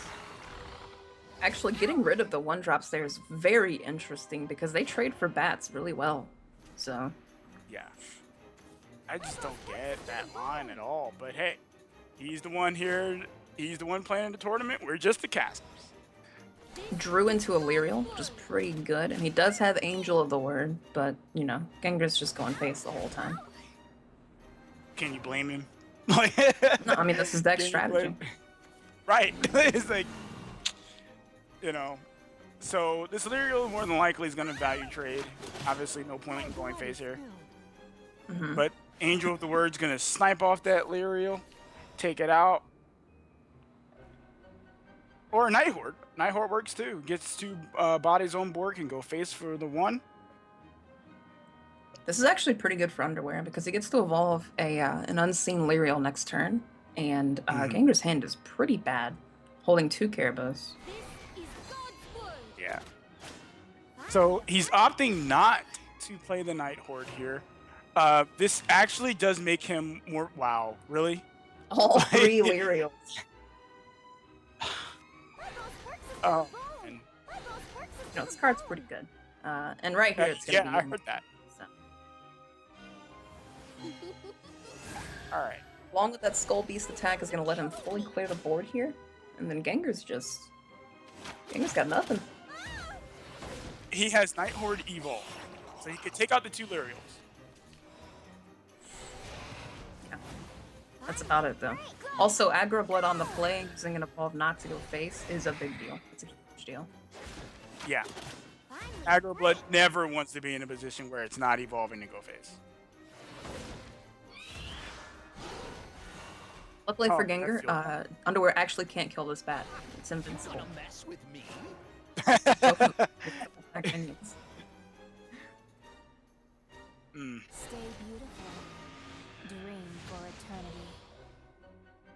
Actually, Turbo's coming down the second it can. Check this out. Yeah.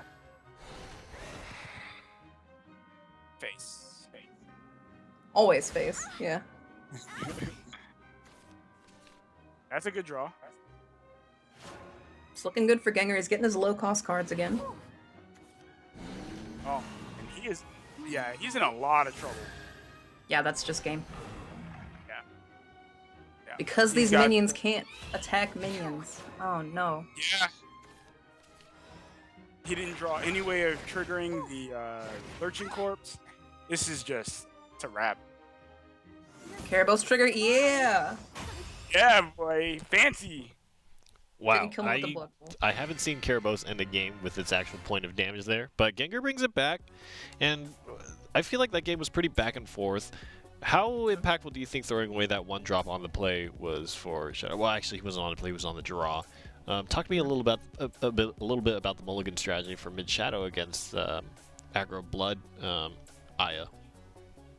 Well, I think what he was aiming for was to get more early game removal instead of just keeping the 1 drop, because the 1 drop doesn't actually trade into any of the 1 drops that Blood would play because he was on the draw. So he was probably looking for more removal. Unfortunately, though, he did draw 1 removal, but then he drew 2 Ektars and nothing he could do in the early game other than that. Mother, Shadowcraft Mirror seems like it's the name of the game. come on. And I guess while we're on the topic of mulligans, I think going first, going second really makes or breaks a mirror match. How have these hands played out for these 2 players? Well, right now, the mulligans right now kind of lend to a little bit of a slower game. Shadow versus Shadow tends to kind of linger a bit. The matchup is not necessarily the fastest, so it does, tend to drag a little bit until whoever can generate the most advantage. So I think that right now the name of the game is just build a ton of shadows so that you can just start jamming your Ektars for your opponent, and I think that's exactly what Gengar is going to want to do in this point. Yeah, basically it's just on the play is a big deal, but only if you have strong on the play plays. These Demon Eaters are okay-ish, I guess, because he has the Bone Chimera, but he doesn't exactly have too much to follow them up with. Right. Finally a break. Well, at the very least, wow, Oh, he gosh. draws a 3rd meter. Well, he can draw a lot of cards. That's true, yeah. Has the Lyrial, which is also a great evolve in this matchup. Also, double Demon Eater on 4, wow, into double Necro Assassin. Yeah, Yeah, he's That's- throwing his deck in a weird direction here. But it's not terrible. There's really no way for Underwear to clear this. And his well, I don't know. He can do the Lurching Corpse into the Demon Eater in his hand, so he can clear one thing. You evolve the Demon Eater to, take out one of the 1/2s or whatever's remaining. Should act like food. Ooh, this is actually could backfire. He could kill it. Never mind. And it didn't backfire. The 33% Yeah, he could have killed the pays skeleton off. by accident. Ooh, never mind. Yeah. Why? This is the plan Why to this? just go face. Why this line? Interesting. Well, I guess there's a consideration for him wanting to put Gengar in the reaction position instead of actually playing defensively because he's second. So he could be trying to steal tempo by doing this line. Unfortunately, though, Gengar's hand is very well equipped to handle this board. Right. Suppose forcing your opponent to evolve.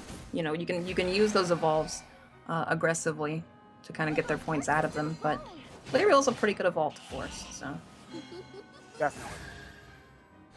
My wings are killing me. Yeah, I think we're in for a long game. There's going to be a lot of this back and forth. for sure. I mean, Shadow normally does that anyway. The only difference being that Underwear actually has the cards that will end the game. It's got Phantom Howl and Ether. There's actually a low number of Cerberus being drawn all day. I haven't seen Cerberus maybe once. I agree. That is very unusual, actually, that we haven't really seen that much in the way of series. Finally a break.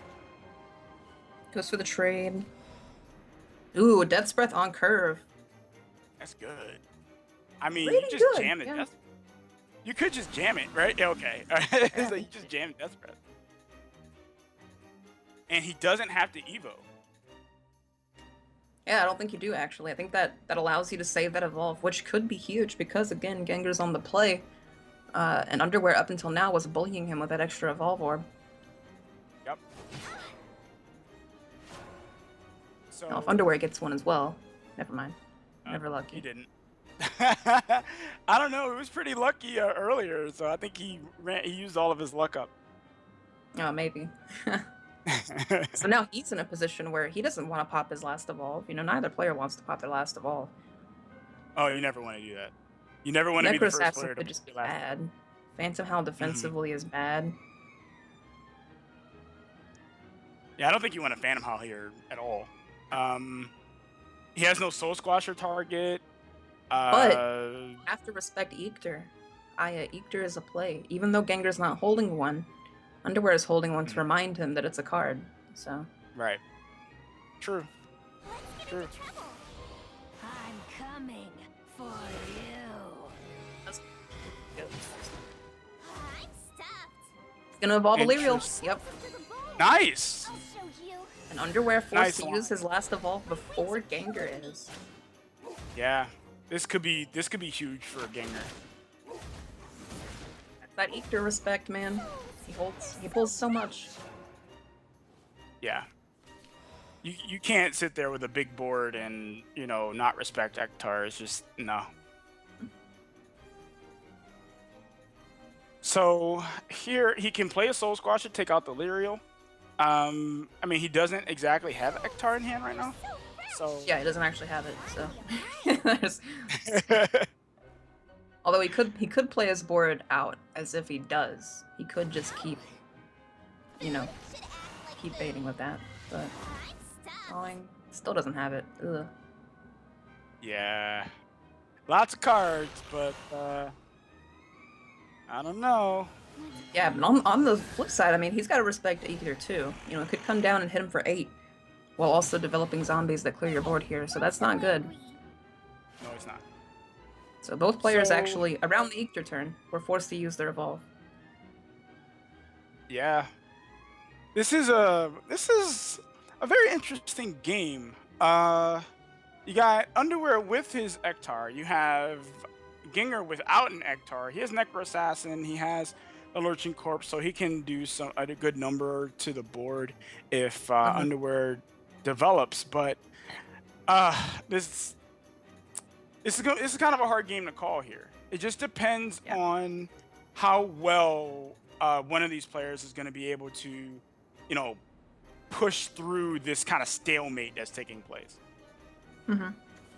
Technically, Gengar's a bit better set up for it, and his Eector is technically more dangerous, because if he draws it, it's actually useful with this board. Yeah, since Underwear can't clear enough this turn. Yeah, he's gets Flutter hoping Show. for a Hail Mary. Yeah, he's going for it. That play right there said, "I've got Eector," and Gengar still doesn't. Yeah, this feels bad in all the wrong ways, or the right ways. I don't know, whatever. So it just feels bad. Gengar does have Lurching Necro though. He does. He does still. If oh, okay. It's going to go for double Necro. It looks like ooh, hits the worst That target what he wa- always. Yeah. Yeah, not what you want to hit. Oh man. I mean, could you imagine if Necro Assassin could actually target? Oh, it should be broken. Absolutely broken. Yeah, broken card. Broken card. This is actually really interesting because both players are being so cautious. They're being so like reactionary around based on one card. The information that one of them could have that card, the card that Underwear is holding. Yeah. And okay, so He's gonna slam it for sure. He didn't slam it for sure. Ooh. Man. Okay. Slam it for sure Interesting. now. Get that Eector. Come on, you know you want to. Play it. He might consider trading into the Lurching Corpse first, and then playing the Ektar. It's possible. It also, again, if you Eector first, then the Eector back, and your Eector gets answered by their Eector, and you don't have another Eector to Eector their Eector, they Eector your Eector. Then, Right. then You know, yeah, but you're in a- that's you're in a exactly how tough this pickle. matchup plays out, though. Yeah, it is. It is. It's very based around Eector. It's like almost like you're fighting a Bahamut war. You know, Yep. like Ooh, wow, great hit. that was perfect. Oh my goodness. And then a Skull Beast. Rip. Come on. What a game. Well, he does have Necro Assassin. He does, yeah, but if that Necro Assassin hits Lurching Corpse, it could chain effect his entire board, so. You're breathing too loud. Yep. Ooh, okay. That worked out. My goodness. This That was man a was rolling 25% dice. chance. And it worked. Trick. Another Eector. This hit can't be taken.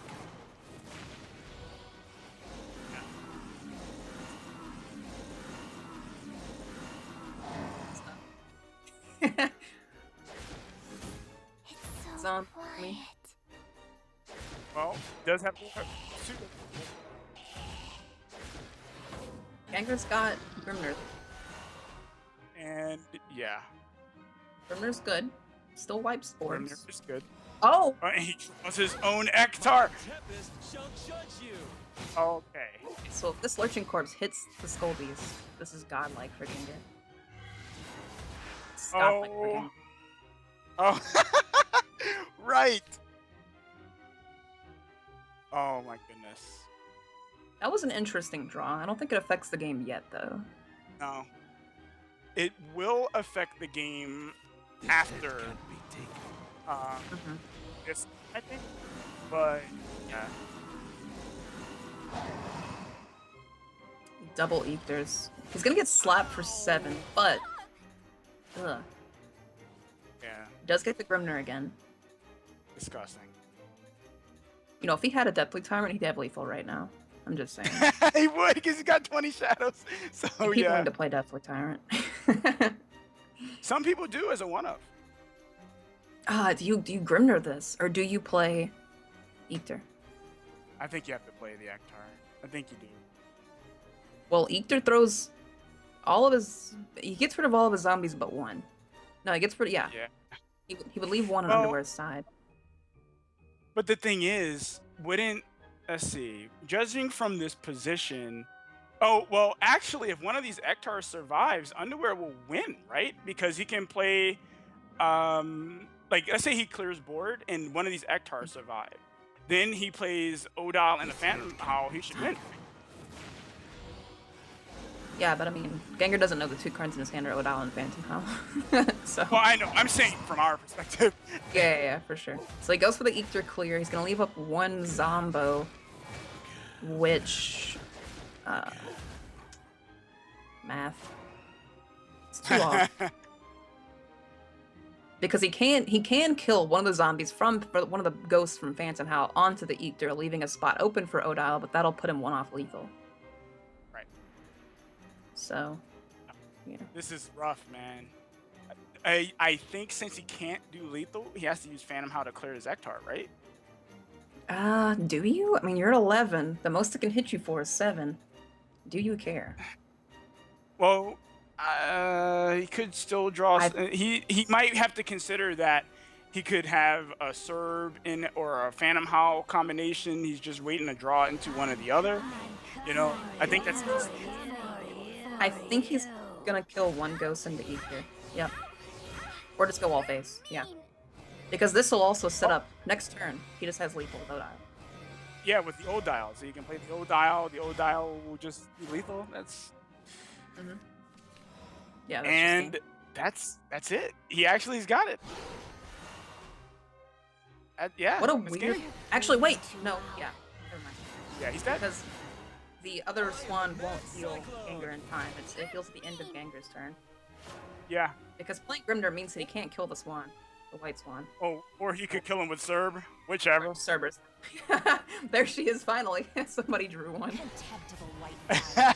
The black flower is wicked. Also, Yep, never mind. game's over. Swans don't do anything if they're not evolved. Ah, so annoying. Don't Yeah. let the light blind you. What a- You're too strong. So we've closed out the Shadowverse Shadow Mirror after what feels like 100 years. We've finally done it, of just people halfway getting their combinations and halfway not.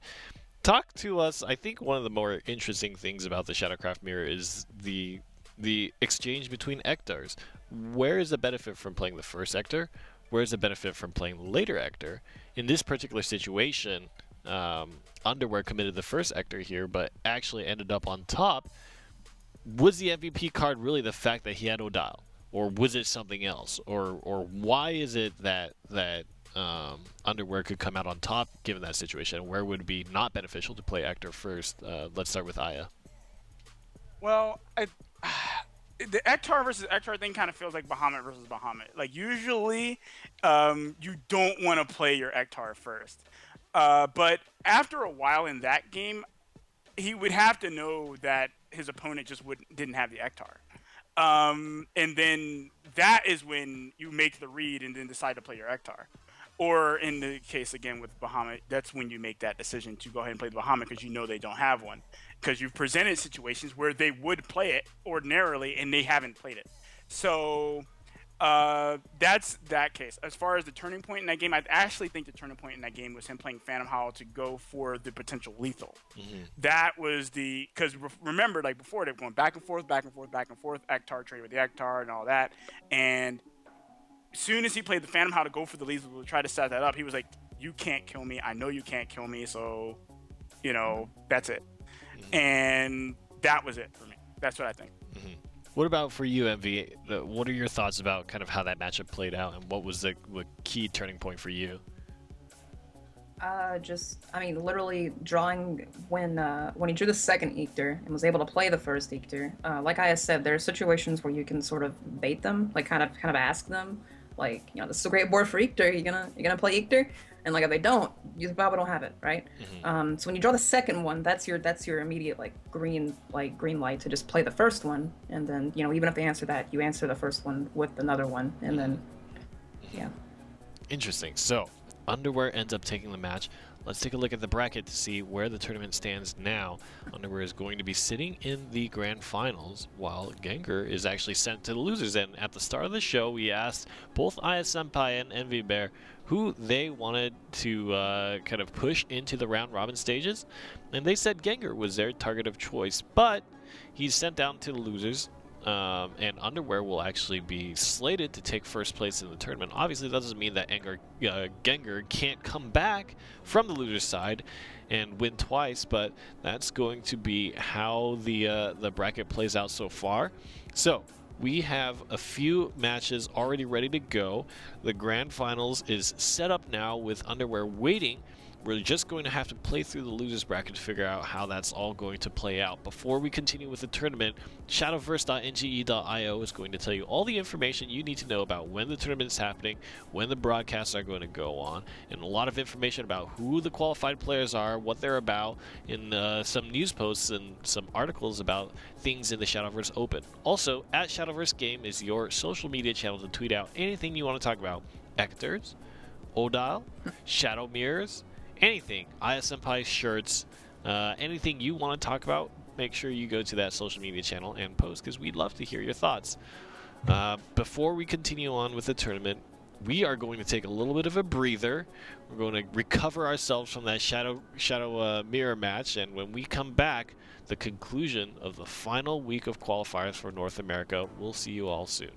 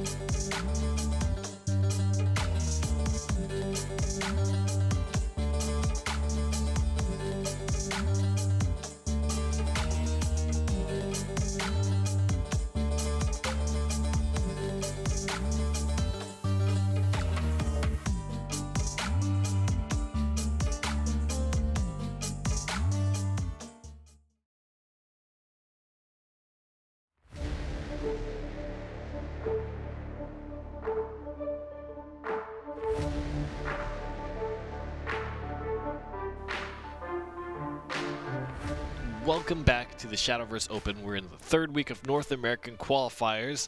I'm Rainey, and joining me today is Aya Senpai and Envy Bear helping commentate games. We've seen a lot of matches today, and it seems like some of them went by super quick, and of course the previous one went by super slowly, but we have more interesting matches on the way.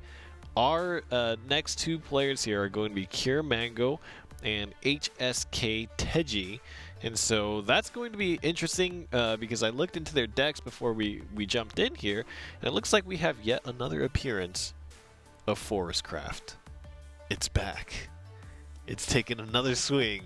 It was not happy with what you said yesterday, Aya, and so now Forestcraft is trying desperately to take a tournament win. What do you think about kind of Kier Mango's positioning here in this tournament? Obviously, he's kind of a big name in the community, just in the sense that he streams a lot. He is quite popular in the Shadowverse community, and he's also taken the first win of Season 1 in the Shadowverse Open. Do you think, based on the, I guess just a single game that you saw him play today, his deck list, his decision-making, do you feel like he is going to take it over HSK Tedi, who is yet another Howled Skies member? How do you feel about his chances here, Aya?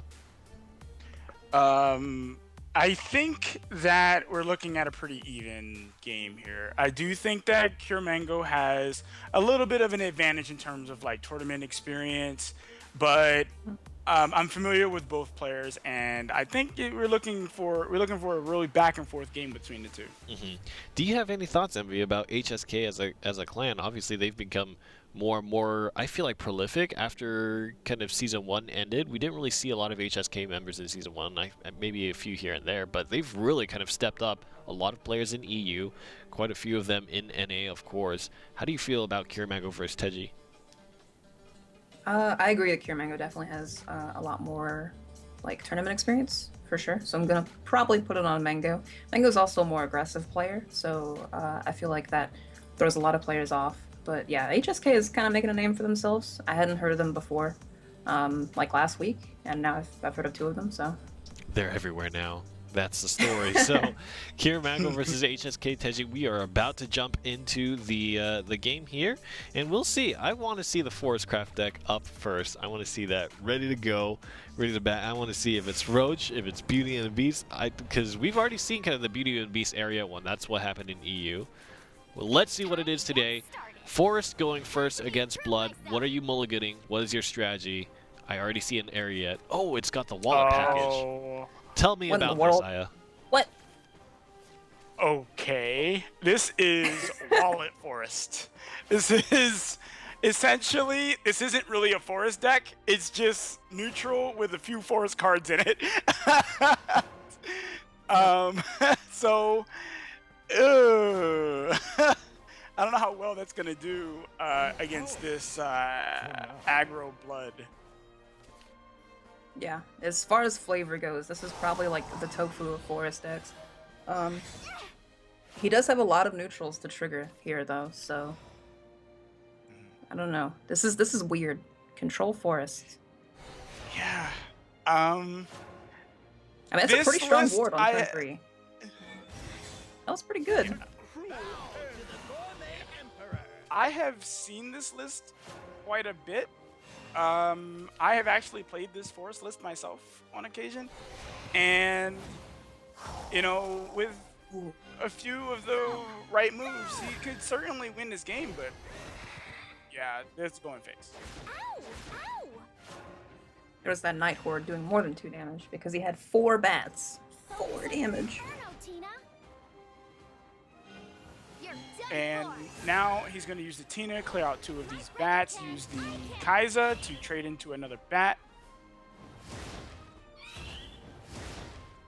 Yeah, this is definitely pretty interesting so far. Unfortunately for Tina, she can't hit bats for 5 because they're not neutral. Right. But well, now this is weird. he's do you think he just continues with the aggressive plan, or okay, he's not doing definitely, for sure. Yeah. that? Yep. Oh, Just yeah. go face, man. 100%. Yep.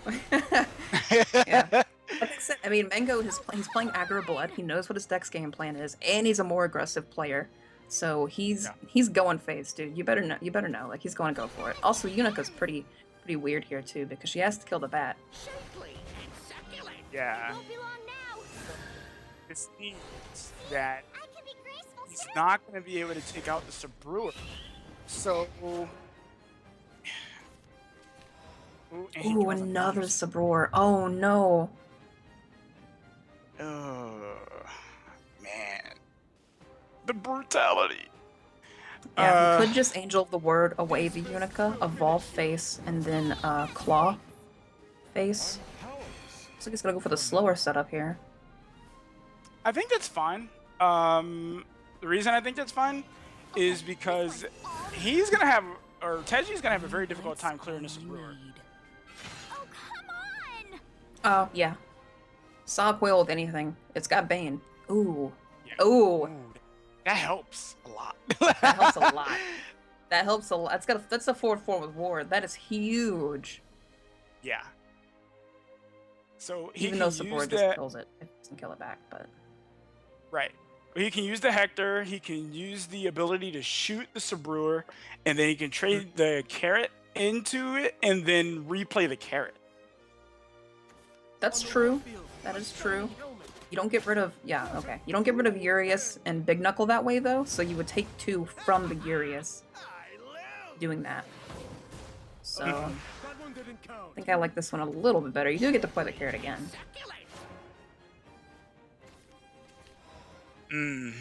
Well, It's a dead draw. I mean, here you could. Oh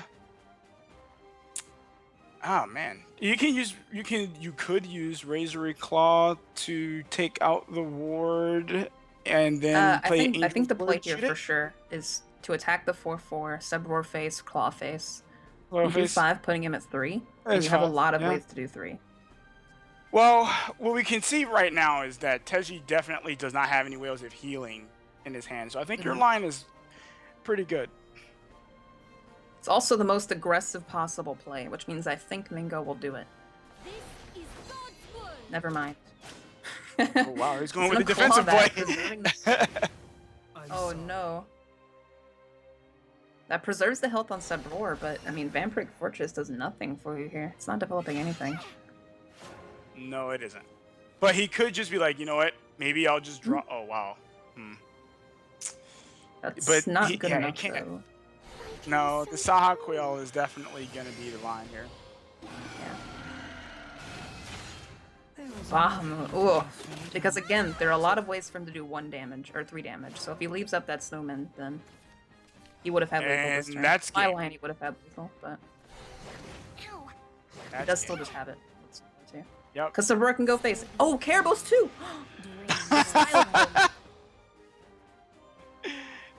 I like Sabroar more, but Caribou. That's the second time Caribou has killed somebody. It is. Yeah.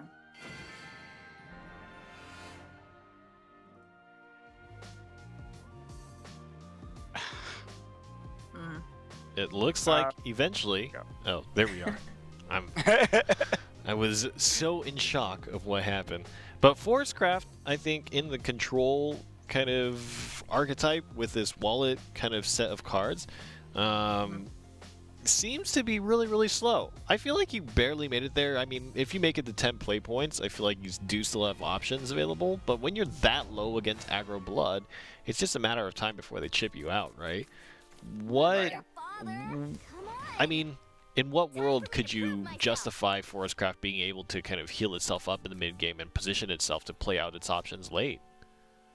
Well, Forest does have access to healing cards such as Aaron, Elf Queen. You know, those can definitely get his life total back up after, you know, a lot of cards, or at least for, you know, just in general for that mid to late game, he can heal off of that. He could also have healed off of, say, playing Lucifer with the Saha Quail if he has it in his deck. I don't know. But there are many ways that he could have actually been able to do that, and unfortunately, he just didn't draw any of that. Right, that is true. Just like a late game control Forest, he does have a lot of neutral synergy, and he draws into it, and Lucifer, so that answers your question. But Yep. he, there's just not, I don't know, Forest is so weird to shove Bahamut's into. It's been tried before, but Yeah, like I don't know, man. Like, Ooh, that was good though. That was the best top deck in the world. Yeah. He could not have Getting that asked for Flower a better Princess draw. triggering the Thornburst? Yeah, Thornburst draw is very strong. Well, wow. That kind of changed things a bit. That changed things a lot. Yeah, Mango is actually being stopped by this tree. This 3/4 tree is actually, it's putting in work, dude. Yeah. Yeah. I mean, it's a 3/4 tree for 3, so it's in this deck it's better than an Ancient Elf for sure, because you don't have to have things on board in order to get it to do that. You just have to have 3 neutrals in your hand. So yeah, this game turned around real fast. Yeah, this makes Mango like evolve a Squasher to kill the tree. Like, that's all you really can do. I don't see anything else in this game that gets past the tree this turn. Well, Prince Catacomb certainly doesn't do it. So I mean, he could, but not amazingly. Well, I mean, he could do Prince Catacomb evolve as one of them and then trade into the tree, but What are you hiding Yeah, inside? he's He gonna does give evolve himself a little Catacombs bit main, I more. think. Yeah. Mhm. Ooh. Okay, I mean, gotta get rid of the trees somehow. Dance, dear bones of white. Well, he does get left with the 1/1 from that dying, so that's something. True. Another Bahamut. You know, Tezi actually, or Teji actually has an affinity for drawing these Bahamuts. He draws so many of them. Hey, man, he's just like, I'm ready for 10, bro. With no ramp, just wait, get there fair. Either We'll we're get there gonna get eventually. there the slow way. I think he just So- clears the skeleton that won't respawn another one and goes face here. He's because he was on the play, able to put some pressure onto Mango. You're done Ooh, for. whoa. It's a lot of pressure onto Mango. Never mind. It's gonna evolve for Yeah, face. He said 100% face plant. I actually really love Whoa. this. That's insane. I guess noticing Beauty and the Beast can come down next turn. This board is hard to answer as is. Yeah, then Beauty this and the Beast puts comes an down. insane amount of pressure on him. Yeah. However, Lyriel is really good at stopping that. Yes. Lyriel's really good. Illyriel is, you kind of look at it and go, 1 damage not that bad, and then you realize how many boards it clears. Yeah. How many times something is at 1 health? Yeah. How often? Very awesome. Beauty and the Beast is all of a sudden another Bahamut. Yeah. It's just kind of whatever now. Like, sure, it's big, but It won't be long now. size. No shade. In this love. He can actually Well- just play the Cerberus here and keep up this pressure. Yeah, he can definitely do that. I think Teji may have been a little premature with his aggressive line. Also, for newer players out there, even though Soul Squasher was glowing, or no, sorry, if he had a Soul Squasher, it wouldn't work on Beauty and the Beast. It was a Demon Eater glowing, and I'm blind. But if he did have a Soul Squasher, it wouldn't work on Beauty and the Beast. Right. Because Beauty and the Beast is immune to everything but combat damage. Yep. Cerberus Skull Beast looks pretty good. I don't think he wants to burn. Oh, okay. I was about to say, like, maybe he doesn't want to burn an Yeah. Evo point. Well, I mean, you gotta get rid of it. You're at 6 life. You have to kill it. Oh, right? absolutely. I'm just saying, like, Yeah. there's a potential he could have been like, I'm just going to use these to clear it instead of using my Evo point. Oh he my does have gosh, You're so cruel. that Aaron is so good next turn. He's gonna Lucifer this turn. Just to get, back up there. Glory. Oh, man. And, that reality of him getting to those 3 Bahamuts is starting to look a little, It's look pretty good. It's gonna happen eventually. It's got inevitability stuck to it. Yep. Ichter's not bad. If he thinks that it's going to be answered by Lucifer, it's actually incredible because Lucifer can't evolve. But Aaron is much stronger than Lucifer here. Can't be taken. Yeah, definitely. Whew, Oh, that Ether though. Such pain. lots of damage. Tons of damage. Yeah. Aaron comes down, she evolves Uh, to kill the Eector. mhm. And But- then... Yeah, Mango can't leave on the following turn unless he draws another Eector or something. Well, actually, if he plays Out of my the sight. Lurching Corpse into the Demon Eater, Oh, right. and then Okay. yeah, he can clear the board and still put up more pressure. So Another yeah, corpse. He also could just draw another Cerberus too, which would be incredible. that would be an amazing draw. Food should act like food. Huh? And there it is. He got the serve. Ow! So the question, I think you pop Mimi, right? You pop Mimi and just play that Bone Chimera? You Yeah. definitely do that. 100%. It's the pits for you. Yeah. Might have been considering Demon Eater here, but I think that Bone Chimera is just too good to set up. That would basically seal the game out. Yeah. Because There's Mango does there's know there's literally- Lucifer. But- yeah. Yeah, there's literally nothing Tedi can do to Yeah. like stop this because the catacomb effect is still on those two skeletons. The bone chimera It will is, yeah. produce It's been the digital whole time. effects. Wow. There's literally nothing he can do right now. Goes for corpse instead. Okay. I guess they Well, both do I mean, one that's damage. Mm. Wow, Hector. and that It Hector feels just so became a weird lot to worse. like you're wide open against Forest on 9 mana with 6 life, and you're not expecting to die 100% to Roach. Right.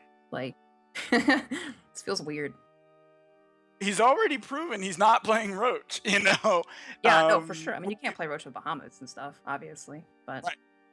you know, you Well, see we've Eris, and you actually- think, you know, What we've seen though Even in the Silver last couple of times that we've seen Forest is people are just not playing Roach at all. They're just Yeah. going the neutral May package. all life prosper Mhm. and be blessed. that's just it's not enough. Glory. It's just 7 on the board That's, already. that's a dead man. Yeah. Ooh, Eater to make it worse. Yeah, just rub it in, bro. Listen, Trade in Demon Eater and play Eater. you're strong. Kier Mango with a 2-0 over HSK Tedi. And Wallet Forest is definitely interesting, but didn't work out for Tedi 2 games in a row. Obviously, he piloted it all the way here, so he must have won rounds with it. But it does seem like there are gaps in the deck that seem tough to justify against a tournament finesse kind of deck counterpart that you're playing against. Is there a world that you think you can refine this Forest Craft list to be more usable in tournament play? It's kind of hard to say. Like, the problem I feel with Forest right now is that players are just kind of struggling to find an identity with it that isn't Roach. Like, I think people are intentionally just not playing Roach. They're just like, well, we can do it with something else that's not Roach. And then they're like, man, if only I had a Roach. Yeah. You know, that was Roaches. a perfect example of a game where, like, if he had like a road setup or whatever, with maybe even with the neutral package, he would have probably won the game. Like, the game kind of dragged a bit and this that, and other, but he had so many high drops in his hand, he just couldn't do anything with them. But I think if he was going to play a neutral list, maybe he should play lower on the curve so that he can at least deal with the threats more readily than when he was doing throughout the game. Well, certainly Tedi eliminated here right before kind of going into those round robin spot stages here, and Kier Mango will move on, and he has to fight against Sho. So this is a match that Kier Mango hasn't had to fight off against, and Sho was another player that we thought was interesting just because of the particular Swordcraft deck that he brought. Now, Kier Mango, I think just in general, is playing kind of the bread and butter of Shadowverse competitive right now, right? You take the three crafts, Blood, Shadow, Rune, and then you just build them out to be as solid as you can, and you play them. I think he's going for consistency, he's going for aggression, and he's really looking not to mess around, How does that compare against a style like Show's, where I feel like Show is picking a lot more maybe tech-oriented cards, I might call it? He's playing a little more loose, perhaps. What do you think is better in the context of tournament play, and why do you think Show has been successful if the answer is going towards the aggressive playstyle of Kier Mango, or why do you think Kier Mango might be more successful if the strategy is to have more tech? Well, I mean, anybody playing like their own sort of like thing, like even if it's tech or whatever, is gonna throw people off.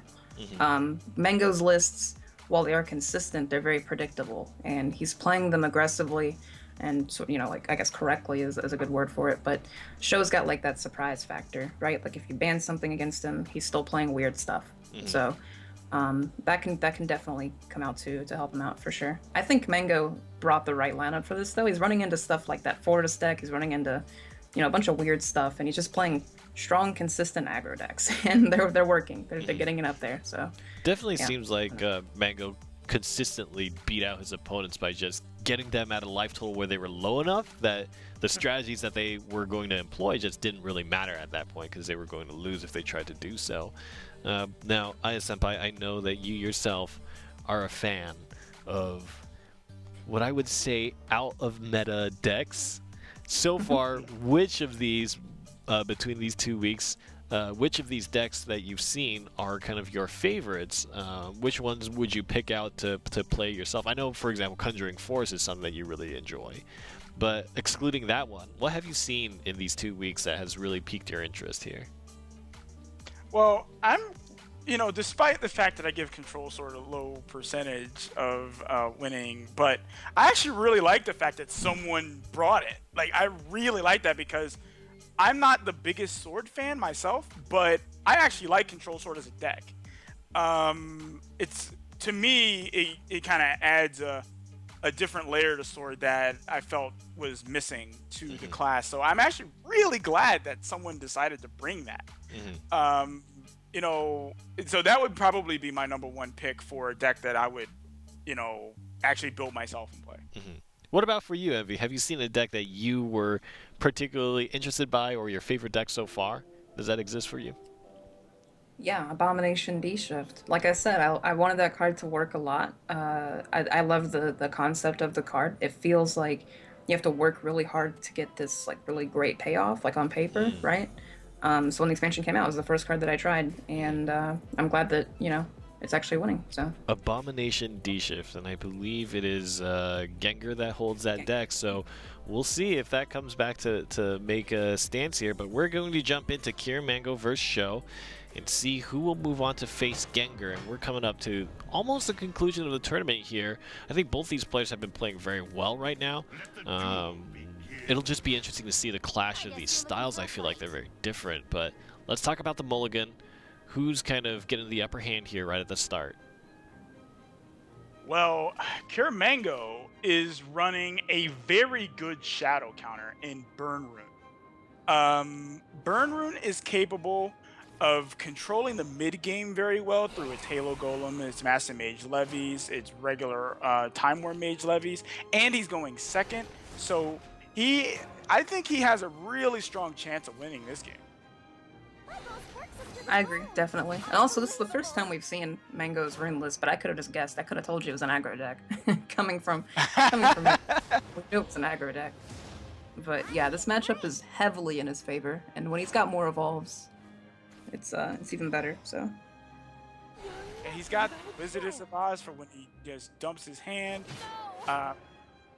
He has the Magic Illusionist, which is incredibly painful for Shadow to deal with. That card is incredibly frustrating. Which is kind of ironic, you know, minions that die and keep coming back. Shadow doesn't like those, right? Right, because it has to burn its resources in order to deal with it. And like it just feels awful when you have it. And here it is. We're gonna see probably, Illusionist Piercing Rune. You're done for. And he's This is got the basically gonna master stick a minion on the board for Mango forever. Love of death. Okay. Show is running 2 Odiles. Interesting. I mean, he has. Yeah. We've seen a lot of Odiles, so I feel like there's no way there could have only been one. You know? Unless he was just really lucky, but we see that Yeah, he I just mean, has to. yeah. Unless he's just really lucky. Yeah, that's the word for it. Drawing Odile that much. Ugh, evolving the Demon Eater to trade into Illusionist has got to feel bad. That even draws your opponent a card because of the Cauldron. And then another Cauldron. Oh my god. Yeah. Oh my goodness. Yeah, Mango's getting it, dude. Yeah, this game is looking pretty painful right now. Yeah. You know, I mean, okay, I was gonna say Mango could just forego everything and just evolve Illusionist and hit phase, but he's gonna go for the trade. It's probably I much don't think safer. he's that loose cannon. He's not that much of an aggro player. There's the Swan. She's actually pretty good here, but again, Illusionist dying just sticks around and then draws Mango a card. So good. But at the least, Master Mage Levy doesn't do damage when it comes to at that turn, so he couldn't have played that. That's true. But this Illusionist can just evolve. He may not evolve. Yeah, he's holding the Levi, so Levi's a better evolve. Puts that Fireball in his hand. Right now, he's sitting with 6 damage in his hand, so Yeah. Well, not. just gonna use it. Just whatever. Might as well use it. This is looking really bad for show. I think it's actually just. Yeah. Yeah. Actually, This just game, I is- think. Yeah, I don't really see what he can do. Like, he certainly can't. I mean, he could play Zombie Party to kill the ward and then evo it to take out the levy. Okay. That is a lot. He plays Skull Beast, Demon Eater, draws Lurching. No, he can't Demon Eater again. Can he? Yeah. Draws Lurching. Yeah, he Uh, draws Lurching, then Demon Eaters again. That's 7 mana. That's pretty tall order. Okay, I guess he's gonna go for. Okay, he's Either gonna, way, he dies. literally- He's gonna go for the Zombie Party, I think. Yeah, it's Zombie Party on a Levi. If there's But a if Lurching he's gonna- corpse outside the Eater. No Oh, lurching never corpse. mind. Okay. That would have found the game. Rip.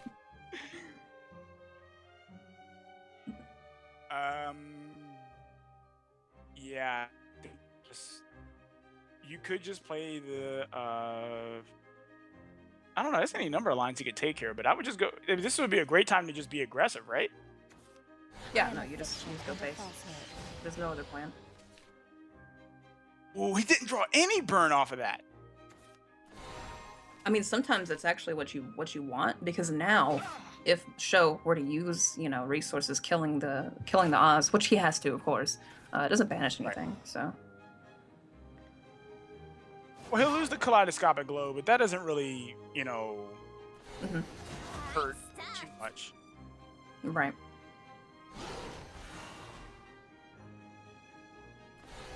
Okay. Rolling the dice. Nice.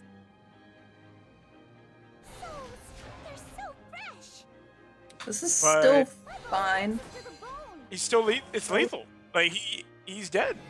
Show. Yeah, I'm sorry. actually, it's not Show's dead. Yeah, Mango has it. Oh my gosh. Yeah, it's not fine at all. Don't forget. Because Levi actually doesn't even hate the Earthright. He can actually just hit face without an Earthright. Yeah. There it is, Burn Rune that we were talking about. I feel like it's been a while since we've seen Burn Rune. Most people are playing the D-Shift kind of side of Runecraft here, or playing Snowmen. Burn Rune, I think at the start of the expansion was kind of really hard, got a hard look at, and a lot of people were playing it. But now, why do you think it's more common for people to play D-Shift over Burn Rune? Is it a consistency issue? Is it just feeling better, kind of having that blowout turn? What do you guys think is the benefits? Well, if you're playing D-Shift, you're looking to snipe slower decks. If you're playing Burn Rune, you're looking to have a more aggressive to mid-range style. So you can kind of adapt with Burn Rune depending on like the style of play. But if you're playing D shift specifically, you're looking to snipe the slower decks. Right. D-Shift hasn't been quote-unquote good for a pretty long time now. And Ramp Dragon coming back into, you know, the foray, I guess, is kind of piquing people's interest there to play the D-Shift. It's a style we haven't gotten to play in tournaments in a while, so. Right. You're nothing but a child. Well, he's going to take damage for playing that Skull Crater Widow because of the Urius. For the people who don't know, Urius, when your opponent plays a follower, they take 1 damage for the follower that they played. So if they play a bunch of followers, they just keep taking damage until they kill it. For every minion, yep. And it's a pretty high priority target usually. But Sho doesn't have a way of killing it. Unless he gets really lucky here. Never lucky. Failed dice roll. Mm-hmm. And he's actually he's pumping damage into it. You know, he's gonna wait till, you know, the worst case scenario, Lariel has to kill it, but Yeah, unfortunately, Kier Mango is in a very strong and dominating position right now. For some odd reason, when he's playing Blood, he just keeps ending up being first. he does play Blood very well. He plays aggro Blood pretty well, and by that I mean he gets to go first a lot. Yeah, you know, he's skillfully going first. And Cool. Lyria will clean up a good bit of the board. He can use the zombie party to clear out the Angel of the Word. But Mango's running a little bit out of gas, so Yeah, no, Sho's actually in a great spot because Mango also has this innate ability to always have Karabos in his hand. No matter what his play points are at, he's got a Karabos in his hand. So yep. it's just clogging it up there. I don't think there's a game we've seen him play where he didn't have it. He's always had it, yeah. His hand just comes Yeah. along with it. It's part of the Mango package. He's got Karabos in hand always. Just evolving for face again. Well, I mean, what's gonna happen? Oh, it's not playable this turn. Nope.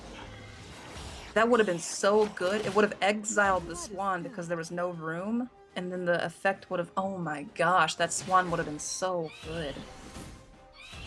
Yup. Poor Sho. Yeah, poor Sho.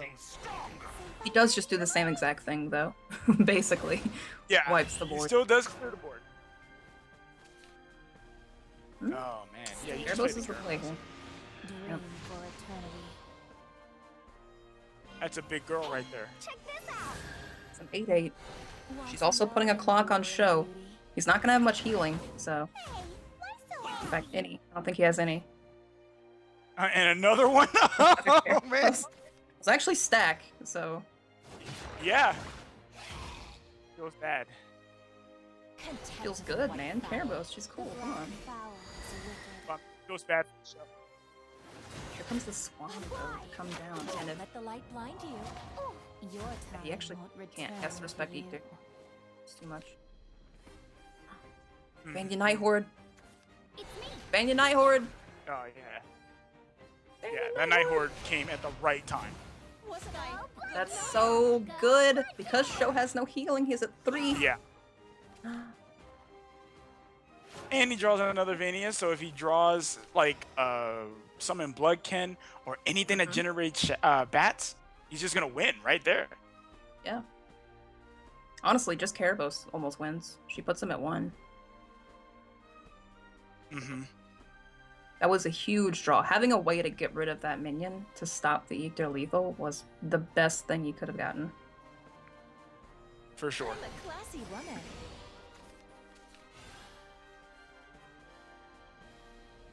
Well, Hmm.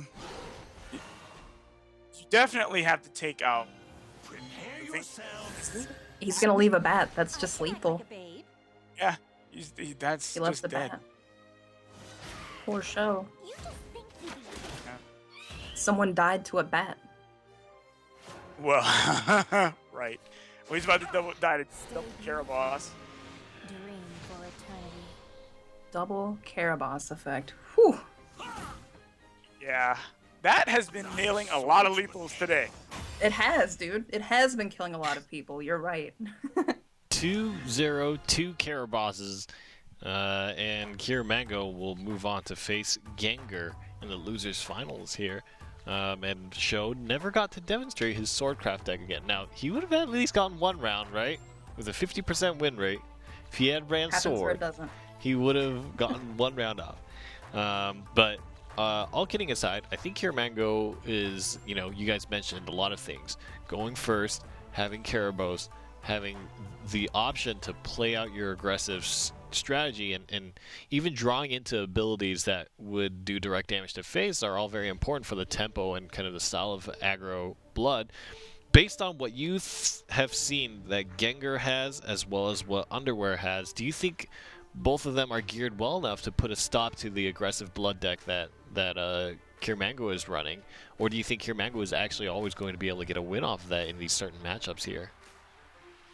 Well, if Kier Mango stops going first, then they may have a chance. I don't know if that's possible for him. I think that might be a tall order. He's been going first a lot. Yeah. What about for you, MV? Do you feel like there's I mean, Gengar is running, he's got Blood, Rune, Shadow, and then Underwear is running Dragon Shadow, Blood. So I guess at any point, I feel like Shadow doesn't do too great against Blood. Just in general, it does feel like aggressive Blood is very good at handling the options that Shadow has. It seems to me that Kier Mango is actually pretty well positioned, despite the fact that he's on the loser side. Do you agree with that statement? He's gonna have, if he makes it to grand finals, he'll have his game cut out for him. But I think he's got a pretty good matchup against Gengar. I want to cheer for them both, really. I've been casting both of them forever, but I think Mango's aggressive play, his aggressive play style, his aggressive decks, and the way he's just been drawing them the whole day. He's always had Carabos, always gone first, always had good out-of-hand damage. I don't think Gengar can handle that with the decks that he brought. But Mango, if he makes it to grand finals, both of them actually, I think will have some trouble in grand finals, whichever one makes it, really. Underwear seems to be the favorite here, and both Gengar and Kier Mango, of course, from EXG, so they are representing the same team here. Which one will move on to represent EXG in this last week of the qualifier? If you want to know how to follow the top 12 in the round robin stages, and if you want more information about the Shadowverse Open, go to shadowverse.nge.io. Information can be found there about anything you could imagine related to the tournament. Also, if you want to talk about Shadowverse, talk about the Open, talk about how Kier Mango always goes first, make sure to go to our social media account at Shadowverse Game and tweet at us, talk to us, tell us how you really, really feel. Let us know how you really feel, and we'd love to have a conversation with you guys. So with that, we're just getting that next match set and ready to go. Gengar, Kier Mango, and Underwear are the 3 participants left in the tournament now, and it does seem that Underwear is slated the best out of all of them to win out this match. But I'm gonna ask you guys this question now. Between the 3 of them, is your answer still the same, that Gengar is your favorite to win the tournament? Have you changed your minds? Senpai, you first. He's still my favorite to win, but I would like Underwear to win the tournament. What about for you? Because he's unknown. No one knows him. It's like people know Gengar, people know Mango, but no one knows, Underwear. And I think, with him doing as well as he's doing now, people should know him at least now. And I think if he wins, they'll definitely know him. So, I definitely, I think Gengar can definitely take the tournament, but I personally want Underwear to win.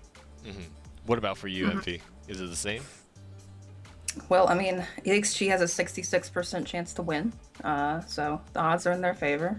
They're a team that's been around for a really long time, and I've known both Gengar and Kier Mango for a really long time. So I have to just cheer for EXG. One of them has to win.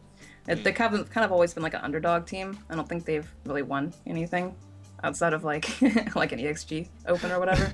So I want them to win. Yeah. EXG, yeah, and certainly, actually, in the EXG tournaments, they have a very strong representation there. And I don't know if that's because the people who are successful in EXG tournaments end up getting picked up by EXG. It is. Or, yeah, okay, well, that would explain a lot of then.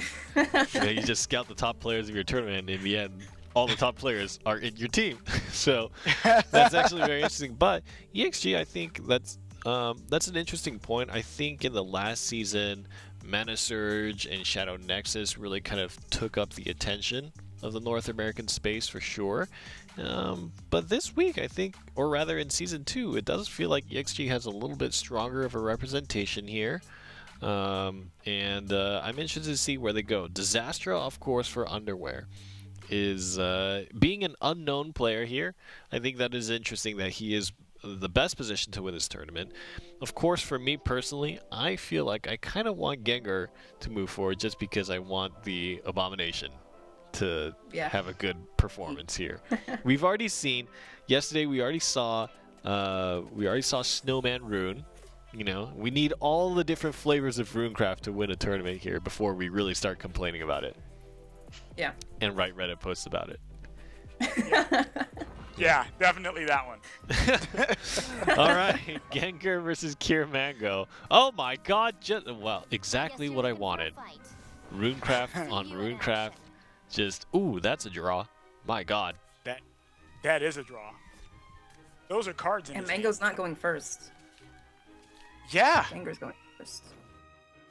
Interesting. Now, if Kier Mango can get some sigils, you know, like in the early game, and he jams that Magic Illusionist, D-Shift is going to have an incredibly difficult time. Gengar's on the play, which is usually good for D-Shift because it means very early sorcery caches in Fate's hands, but he's bricking so hard. Yeah. Oh my gosh.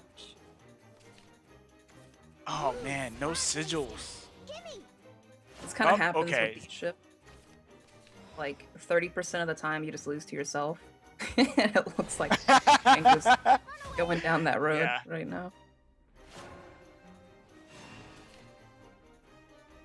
Okay, so Yeah, Mango's just in there. Who's as old as dirt? fine line here. Done for. Yeah, this The does damage again. usually summoning minions. This is like a matchup that hasn't been relevant for a while, but usually summoning things. I'm glad he did that. Summoning things against D-Shift is actually very bad. You don't want to give them a way to have Merlin to attack, a way to cast Wind Blast, a way to cast Fiery Embrace. So Mango did something that looked really weird there. He actually bounced his own minion back to his hand because now Merlin can't attack, which means she can't spell boost, A revelation. which is huge. Right.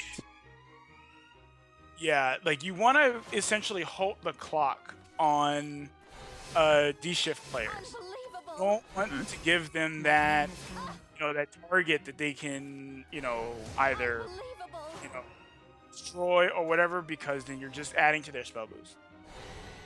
And that was an absolutely devastating punish from Mango. Double piercing rune into a fireball, using up all of his mana and getting in 7 face. Gosh, dude. Yeah.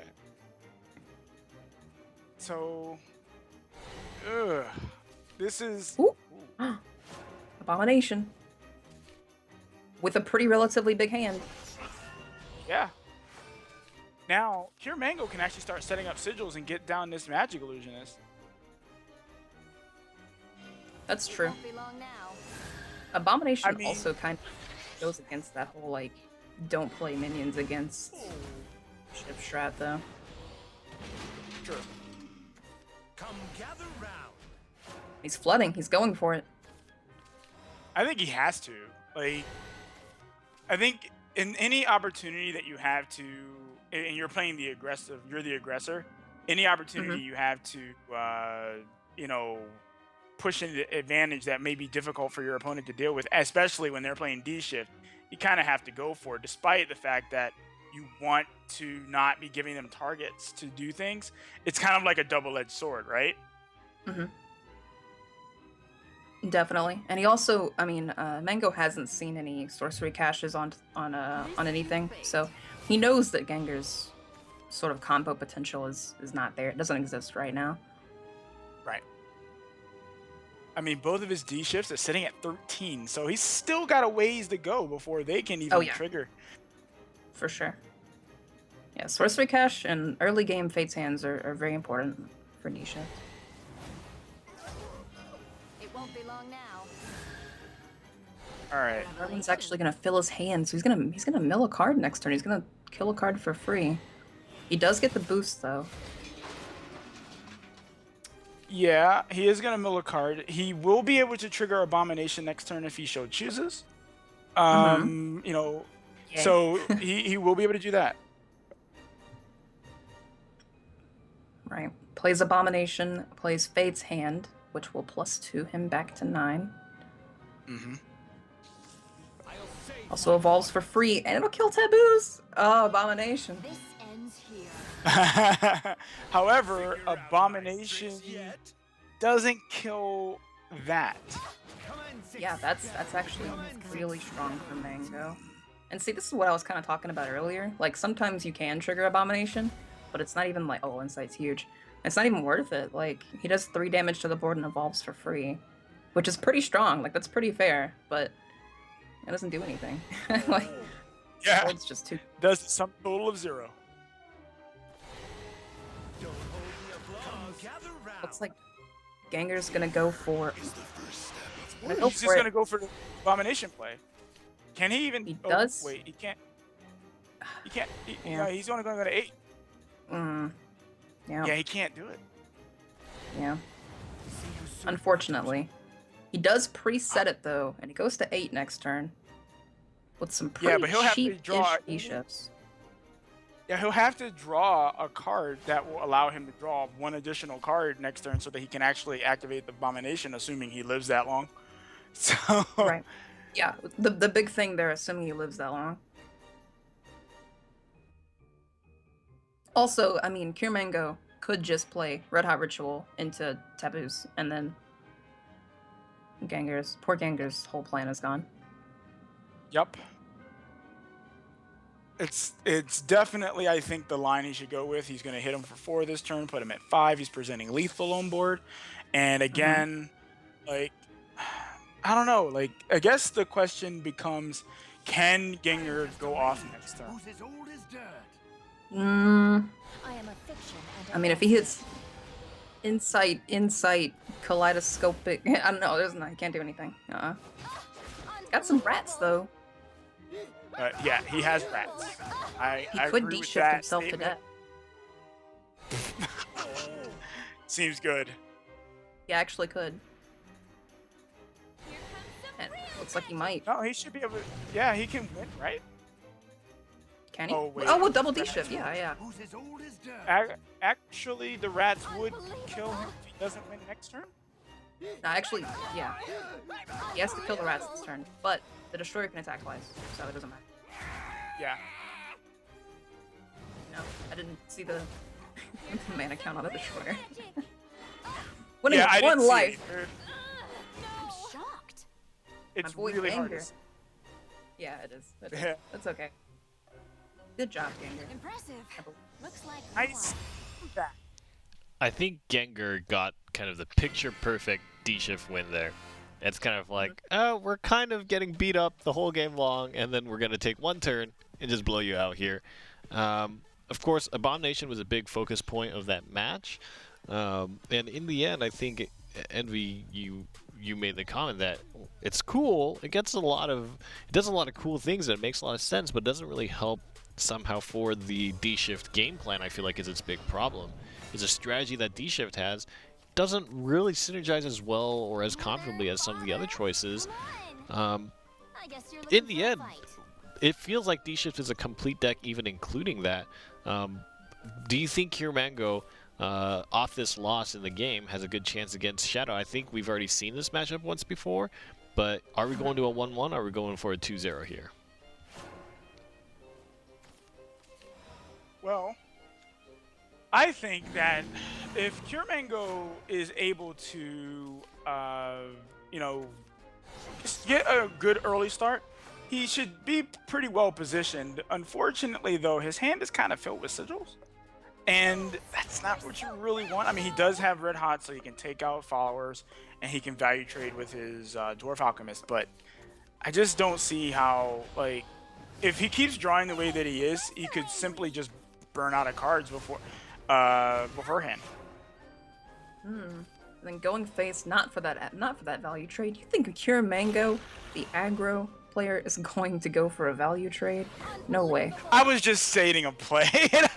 Yeah, I mean, it's true. That's what he was going. Ooh, he's Right. actually getting punished a little bit here for an ordering thing. Had he played the Cauldron first last turn, it would have been in front of the Red Hot, and that Halo Golem would have drawn a card. Right. So he has to find some other way to eat this Cauldron, which he doesn't have in hand. No. Yeah, Necro Assassin clears up the Halo Golem. He's gonna get 2 1/1s off of this with even more board position. That That's a very weak draw. not what you want to see. He could red hot the 3/2 and then play the Dwarf Alchemist to trade. But yeah, this is not exactly what you want to be seeing right now. He wants us to find Master Mage Levi. Okay. Which he found. Yep, that was the dig he was going for. It does draw a random minion with Earth. Well, it could draw spells too. It's a card with Earthright on it that's not a sigil out of your Right. deck, and that was the best possible one. So Now he just kind of needs.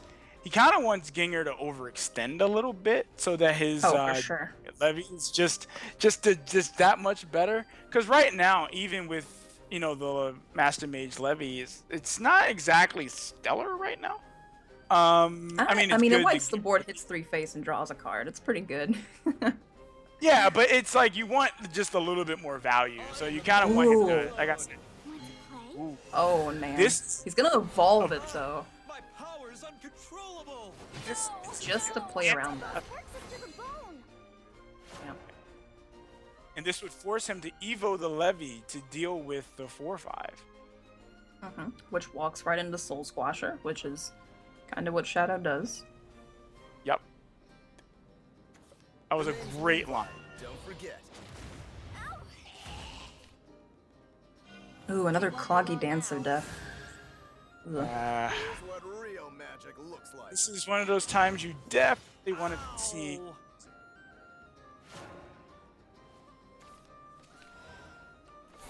It's not like, this getting Soul Squashed is that bad for Mango, because he still did draw a card, wipe the board, and do some face damage at the same time. Right. Would have been really bad for him if Gengar had a Death's Breath, because he could have just gotten rid of one of them. Ugh. I'll try with another Levi, but we don't even see one, so. Well, that Magic Illusionist is very late to the party. Yeah, but I mean, Dance of Death j- on Corpse into Illusionist is pretty good. Yeah, it definitely is good. He can't immediately clear it. I mean, Ektar will clear the Illusionist and get rid of the sigils on its own, but Sparkly stuff. Give okay, it's not doing that at I mean, all. if Aether's used up to kill, Illusionist 4 times, do you even care? Like, Not really. You don't care too much. yeah, it's like a net positive for you, I think. Ooh, Wow. Catacombs. Ew. It's not amazing with this That- board, though. No, I don't know. I think Yeah, it's still. I think it is pretty good. Yeah. He's too low. He's got to clear. Because, well, he can use the catacomb or not, but I was gonna say it's use the catacomb to generate, some, generate some additional value. Use soul conversion if you wanted, I'm all and it tuckered could, out. but you opted not to I'll do that at all. show you. That's Whoa. This acts to push damage. Gengar going face for 8. Oh man, Mango, no! Okay. Mango's Yeah, draws are this just is not not that looking good. great. Yeah. Where are all the Halo Golems? Where are the Oz's? Where are the mutagenic bolts? He's clearing? No, Mango! He's gotta Yeah, clear. I think the aggressive game plan just went right out the window. It's okay, he's still got 1 Dance of Death, and Gengar's not holding too much. Well, if he decides to play the Necro Assassin, he's just gonna go face. Oh, he can't go. He has to go face. He can't do anything else with it. Mhm. So Has to go face. No. yeah. Ah, man, this is rough. Is This it is though? really rough. Don't you just necro this? Not for Gengar, for Mango. Oh, for Mango, yeah, for sure. Yeah, this is rough for him. Unless he draws Oz, that's amazing. If he draws Oz into like 2 or like 1 burn card on top of having damage on board, that would be hilarious. Well, it also make that Dance of Death in his hand 1 mana, so Right. Oz would be a great draw. retroactively attack. Cyclone. What are you hiding inside? It's gonna I like soul convert Lurching Corpse. Oh, never mind. I don't think he wanted to He draws chance Oz. hitting the. Get an Oz. I don't think he wanted Oh. to chance it. Yeah, probably not. Not the card you wanted to draw. No, that was actually one of the single worst cards he could have gotten. Yeah. So. Mango is, he's doing that a lot now. Yeah, he just really bricked hard here.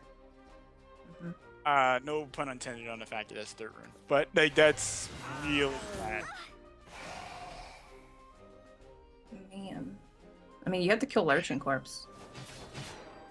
It's not gonna kill Lurching Gather Corpse. round. Nope. I guess you still bet a Cerberus either way. The only thing you die to extra now would be Angel of the Word. You know he doesn't have that, so. Well, he would die to Thane too. I mean, well, would he die to Thane? Yeah, he would die to Thane, right? No, he wouldn't Would die he? to Thane yet. No, he would. He could hit him in the face and then play Thane and then see Demon Eater. That'd kill him. Unbelievable. Oh, you're right. Yeah, you're right. Upon you. He does. So, Yep. That's it.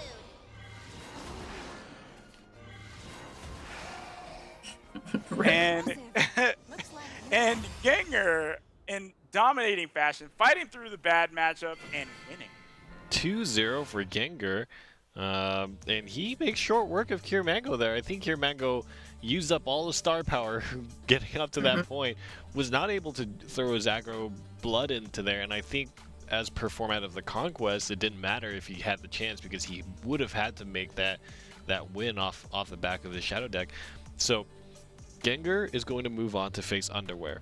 And let's take a look at the bracket and see how that has panned out here for the last week of the North American qualifiers. We have Disastrous in the winner's side of the bracket, Underwear versus EXG's Gengar. Now, let's take a closer look at these decks, right? We have the D-Shift on Gengar. We have him with the, I guess, the standard Shadow deck that you would expect, and he's got Blood. And then Underwear is fielding Dragon, Shadow, Blood. So the big differences here is the Runecraft deck slotted in the middle. What do you think Underwear is going to ban? What do you think Underwear is looking to run in terms of matchups here, Aya Senpai? Since Underwear's playing Dragon, I would probably ban D-Shift. Mhm. That would probably be my #1 hit play. I'll get that D-Shift out of here. Because that's a really bad matchup for Dragon, and it's almost it oftentimes, unless you get like the most amazing ramp and you're running a Storm list, which we know that he's not, it's so incredibly difficult to win that matchup. So I would ban D-Shift 100%. What about for you, Evie? If you were Gengar fighting against Underwear, what is your top target to ban, and what is your ideal matchup that you want to hit here? I mean, obviously he wants to hit that Dragon with D-Shift, but I'm sure it's not gonna happen. As far as his bans go, if you can't fight Ramp Dragon with D-Shift, maybe you ban it. I don't know. I don't know. I like the Ouroboros heal kind of like locked out Shadow a lot last week, but I think it actually, no, never mind. I think it actually might be a good matchup for Shadow now. I don't know. It's tough. It's tough for Gengar, I think. So maybe it's even looking Gengar's like... got an obvious ban and Gengar doesn't. Yeah. Maybe it's even looking like Gengar might want to ban out something like Shadow or something like that. You know, just not deal with any of the Ectors or anything of this world. And so that's actually very interesting because you are incented. There is a little bit of a mind game there. Do you think Runecraft is going to be banned? And if you think Runecraft is going to be banned, maybe as opposed to banning or as opposed to letting Dragon through, you ban Dragon instead. So I think Gengar, you're right, does have to make a somewhat complicated decision here, but we will see soon enough. We are ready to jump into Gengar versus Underwear, and this will be a rematch. If you guys recall, they've already had this fight in the winners finals, and Gengar lost 2-1, just barely. Now that we're in this position, though, Gengar is going to have to win twice to take first place over Underwear, and all Underwear has to do is win one best of 3. So it's slated towards Underwear's favor as he is on the winner's end of the grand final, but I feel like it's still very up in the air who will come out on top. Here it is in the forest, Gengar versus Underwear, and it looks like it's going to be Dragon up against Blood to start. So maybe the Runecraft was banned out. We'll see how it plays out. Let's take a look at the mulligan. Well, here, Underwear is going to want to get he's going to want to ramp really early. He needs to stabilize. He needs to be able to start that whole healing engine to be able to fight against his aggro blood. He does have the luxury of going first, which in some matchups, Dragon's okay with going second, but in this matchup, he definitely wants to be going first just so that blood is not. Mm-hmm. Definitely, and he's actually got some pretty good cards here. He's got Dragon Oracle turn 2 into Sybil. Once he's at 5 play points, he's got kind of what he needs. Just needs to get like a Ayala maybe. Ooh, Breath too. That's really good. That was a good breath. That was a good draw. Uh-huh. Definitely a good draw. Breath can take down this Vanya and or Urius, or save it for a Vite if he thinks he has one. It's me, Vania. I mean, I think you kind of have to take out the Vania, right? You probably just kill Vanya. Yep. There's the Ayala too. Okay. Probably. Yep. He's gonna play it. Okay. So he's That opting not actually to do reserves that. his breath for later too. So. Shed tears of joy, I've arrived. I don't think. Oh, he drew another breath. So yeah, he can definitely play one now. Me? Really? That was pretty good. Even if he hadn't drawn that second breath, he had the first one anyway. And snagging a Vite with breath and then trading in with your Ayala is absolutely amazing. Because now he's one turn away from, like, he can't do it this turn, it's coming up turn, but the turn after, he can just play Lucifer. Oh no. And that's incredible. Yep. So.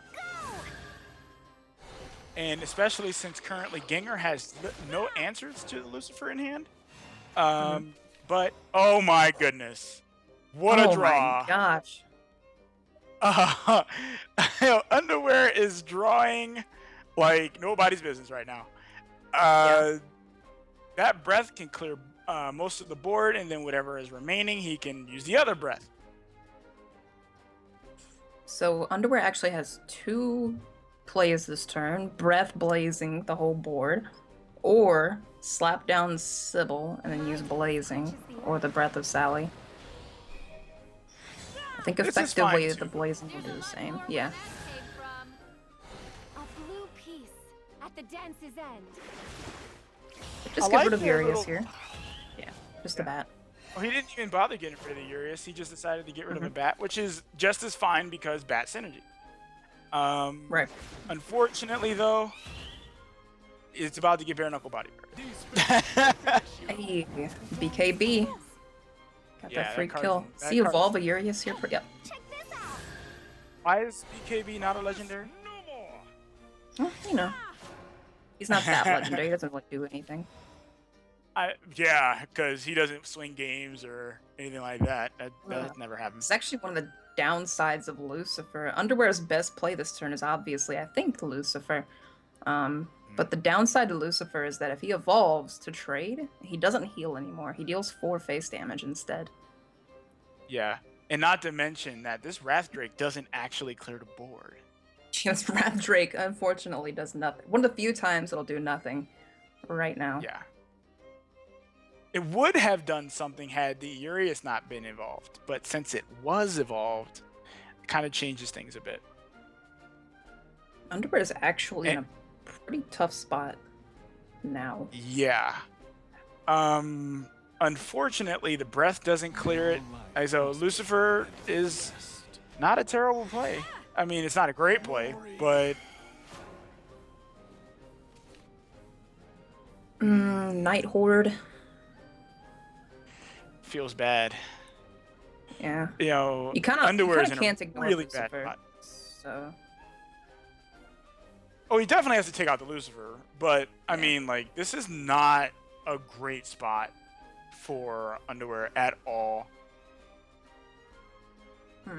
What's the best way to kill this Lucifer? Slapping down that second Urias into a Night Horde, maybe? Yeah. For now. Oh man. Gonna KP into it. It's not that bad. It is a Lucifer. It had 7 health, you know. Oh, never mind. Okay. Oh, he's not even doing that. Never mind. Yeah. He does have double Urias, so I can kind of see this line of it. He does clear, and he keeps the Lucifer. Yeah, Lucifer's gonna live now. That's pretty big. Yeah. Now this. So he's gonna go to 9, and there's currently no way Gengar can do 9 damage. He can't kill the Gengar just Lucifer. got. Oh, I can't play Night Horde and BKB in the same turn. Gengar just got punished pretty hard. Shed tears of joy, I've arrived. Extended into a Wrath Drake, and it's just not gonna work out for him now. Ooh. Draconic Fervor for man. sure. Yeah, you definitely Draconic Fervor. Fervor? Because if you get Blazing Breath or Breath of Sally, you just blow up. Double Sog Wheel, okay. Ooh, man. That is a draw. Yeah, well, you can't refute that. That is definitely a draw. He drew some cards there. How useful they are, we don't know. These fists will finish you. Well, they can make a 7/7 rush, but that's actually bad. So, Yeah. He needs an Isra. That's not an Isra. that's not an Isserfill at all. Also can't be played next to Queen of Dreadsea. No. So he'll have to Saha Quill, the Queen of the Dreadsea, Blazing Breath, the That's- Angel of the Word? Yeah, that's his play, yeah. Which leaves up 3 bats. Which makes Vampiric Fortress really close to lethal top deck. Yeah. Well, actually, it makes it a lethal top, doesn't it? Because it'd be 4 damage. Oh, no. No, you put him at 1. No, it Never would be mind. 1 off. No. Really close. Yeah. Wow. It's a gold card, but it's not the right gold card. That's not the one he wanted. Ooh! Ooh. Yes. I mean, this is a no. Yeah, this is very obvious. Yeah. This gives Gengar nothing? He can't. There's nothing he can do. There's not a card in No his deck draw. that does. Yeah. Nope.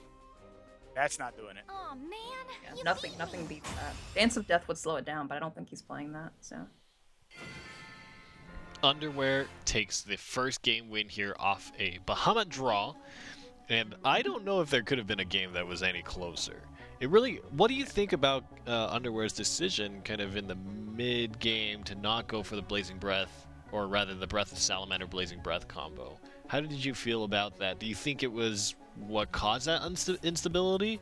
I guess, Envy, maybe if you could answer this.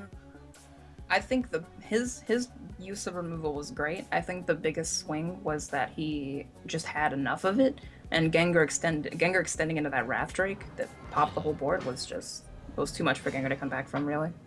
Interesting. So, Underwear, 1 game up. He just needs 1 more to take first place in the last North American qualifier for Season 2 of the NGE Shadowverse Open. And he is left to his own devices here with his Shadowcraft deck, of course, with the multiple Odiles included. What is the likelihood that he will 2-0 Gengar here? What is the likelihood that he'll actually take the tournament in this game? Well, Gengar is going first. Unfortunately, he didn't get a 1-drop, and the classic draw 1-drop on 2 play points. The classic! Like, that is so frustrating. I do just want to remind Rainy that Underwear has a 50% chance of doing that because either it happens or it doesn't, Rainy. Come on. Oh, my goodness.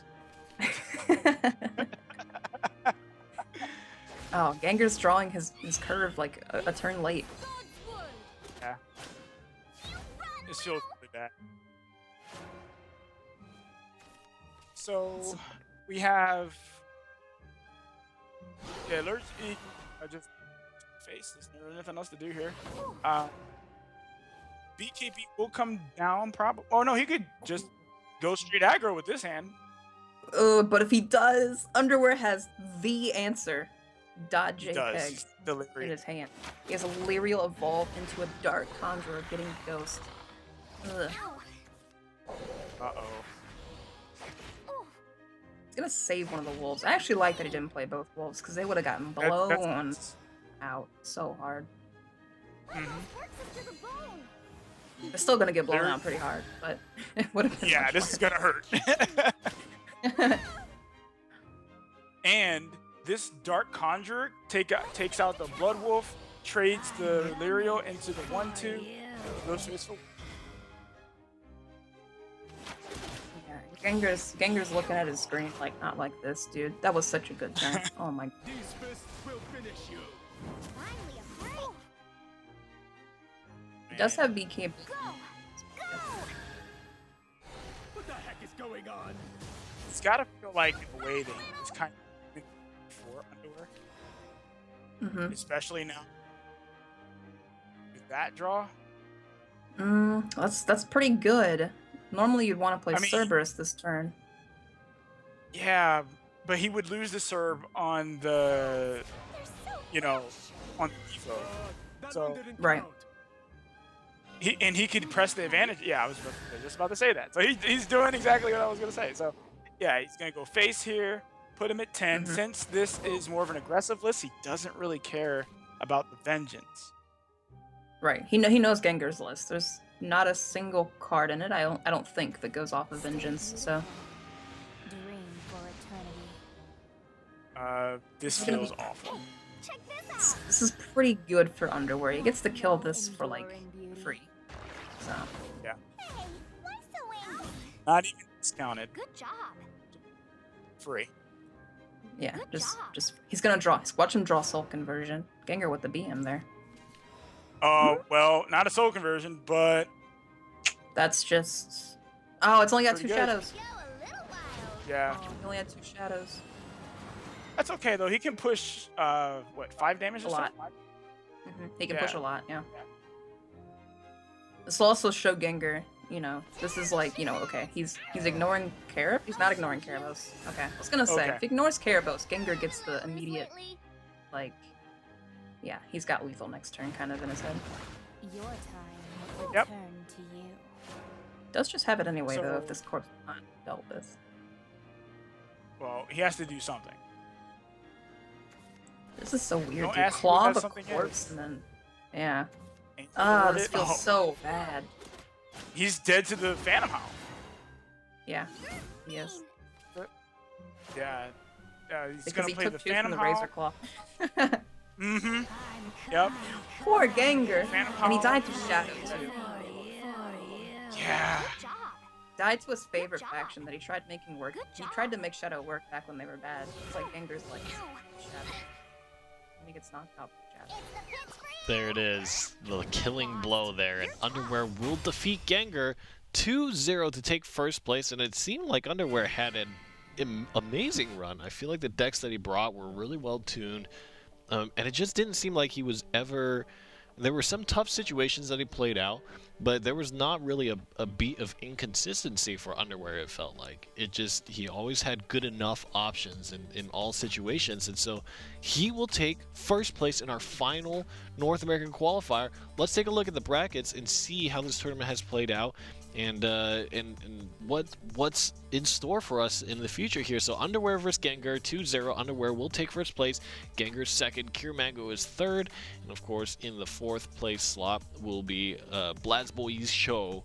And that's really it. That's the North American tournament. We're done with all our qualifiers now, and we're going to head into our round robin stage. So for North America, let's take a look at who those qualified players are and see who is moving on to this next stage of the tournament. That's going to be Jay-Z, Noah, and Les from Season 1.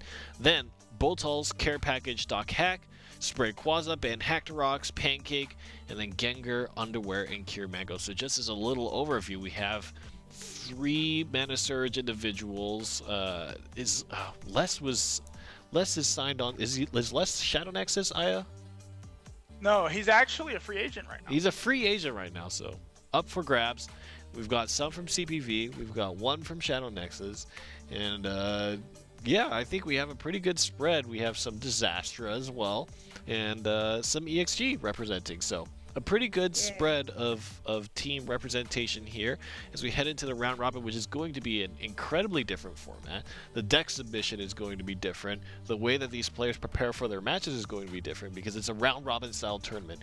They're going to be playing for approximately 4 weeks, and their standings at the end of it all will be we'll see them into a double elimination bracket. So I think we're going to see some very interesting things in the coming weeks, because if you're preparing for just one opponent a week, that looks a lot different than if you're just trying to bring the most consistent deck across a number of matchups. So I'm really looking forward to it. Out of all the players we've seen qualified here, for Aya and for Envy, who are your favorites heading into Season 1 of North America? Who do you think, based on this round-robin format, will perform the best? Well, I know that Care Package is pulling an EXO and is hiding in a cave until the round robin starts. The old EXO cave strategy there. Yeah, EXO cave strats. So I'm definitely gonna, because we saw how well EXO did last season. So I definitely think that if he sticks true to the strategy, he will do really well. I think Underwear proved today, without the shadow of a doubt, that he definitely is capable of pulling some consistency, and because he won. So so he's one of my favorites as well. How about for you, Envy? Well, I mean, again, I want to cheer for EXG. So, I mean, the OGs, I think Gengar and Kier Mango are up there for me. And then, yeah, I mean, Underwear ripped the winner's bracket the whole time today. So, I don't know. Yeah, I feel like we may see some of the Season 1 qualifieds come back, but I gotta cheer for the old fam, The old guard. That's what it is. All right, guys. Shadowverse.ng.io if you want to learn when this round robin is starting, when the broadcasts are happening, and how to follow along the action. That's all at the website there. You'll get a bunch more information there as well. If you want to talk about who you think is going to perform really well in Season 2, at Shadowverse Game, add the hashtag NSVO, and you can tell us who you think is going to win, and kind of get involved in the discussion. Make sure you guys click the links below to download the game if you want to give Shadowverse a try, as well as follow the channel. Would love if you follow the channel and kind of support us. Some people try to set up something where if we hit an X amount of followers, I have to do something horrific. I think the first item on the table is eat a shoe, but I'd rather not do that. Maybe do a whole cast with Coco and Mimi on my hands. They're actually hand puppets. Did you know that? You can actually move them around and stuff. Anyways, so the last qualifier is done. We've had 3 weeks of this insanity. Thank you again for Aya Senpai and Envy Bear for joining me and commentating these tournaments, and we'll have more commentary for you in the next week. We're heading into the round robin stages. The top 12 players from North America and Europe have been found. Congratulations again to Disastrous Underwear for taking first place in this last qualifier. We will see you next week at a slightly different time. 10 a.m. is when the broadcast starts, so make sure you keep that in your mind. And from all of us here at the desk and across, I guess, in their hometowns across the internet, we bid you goodbye, and we'll see you next week.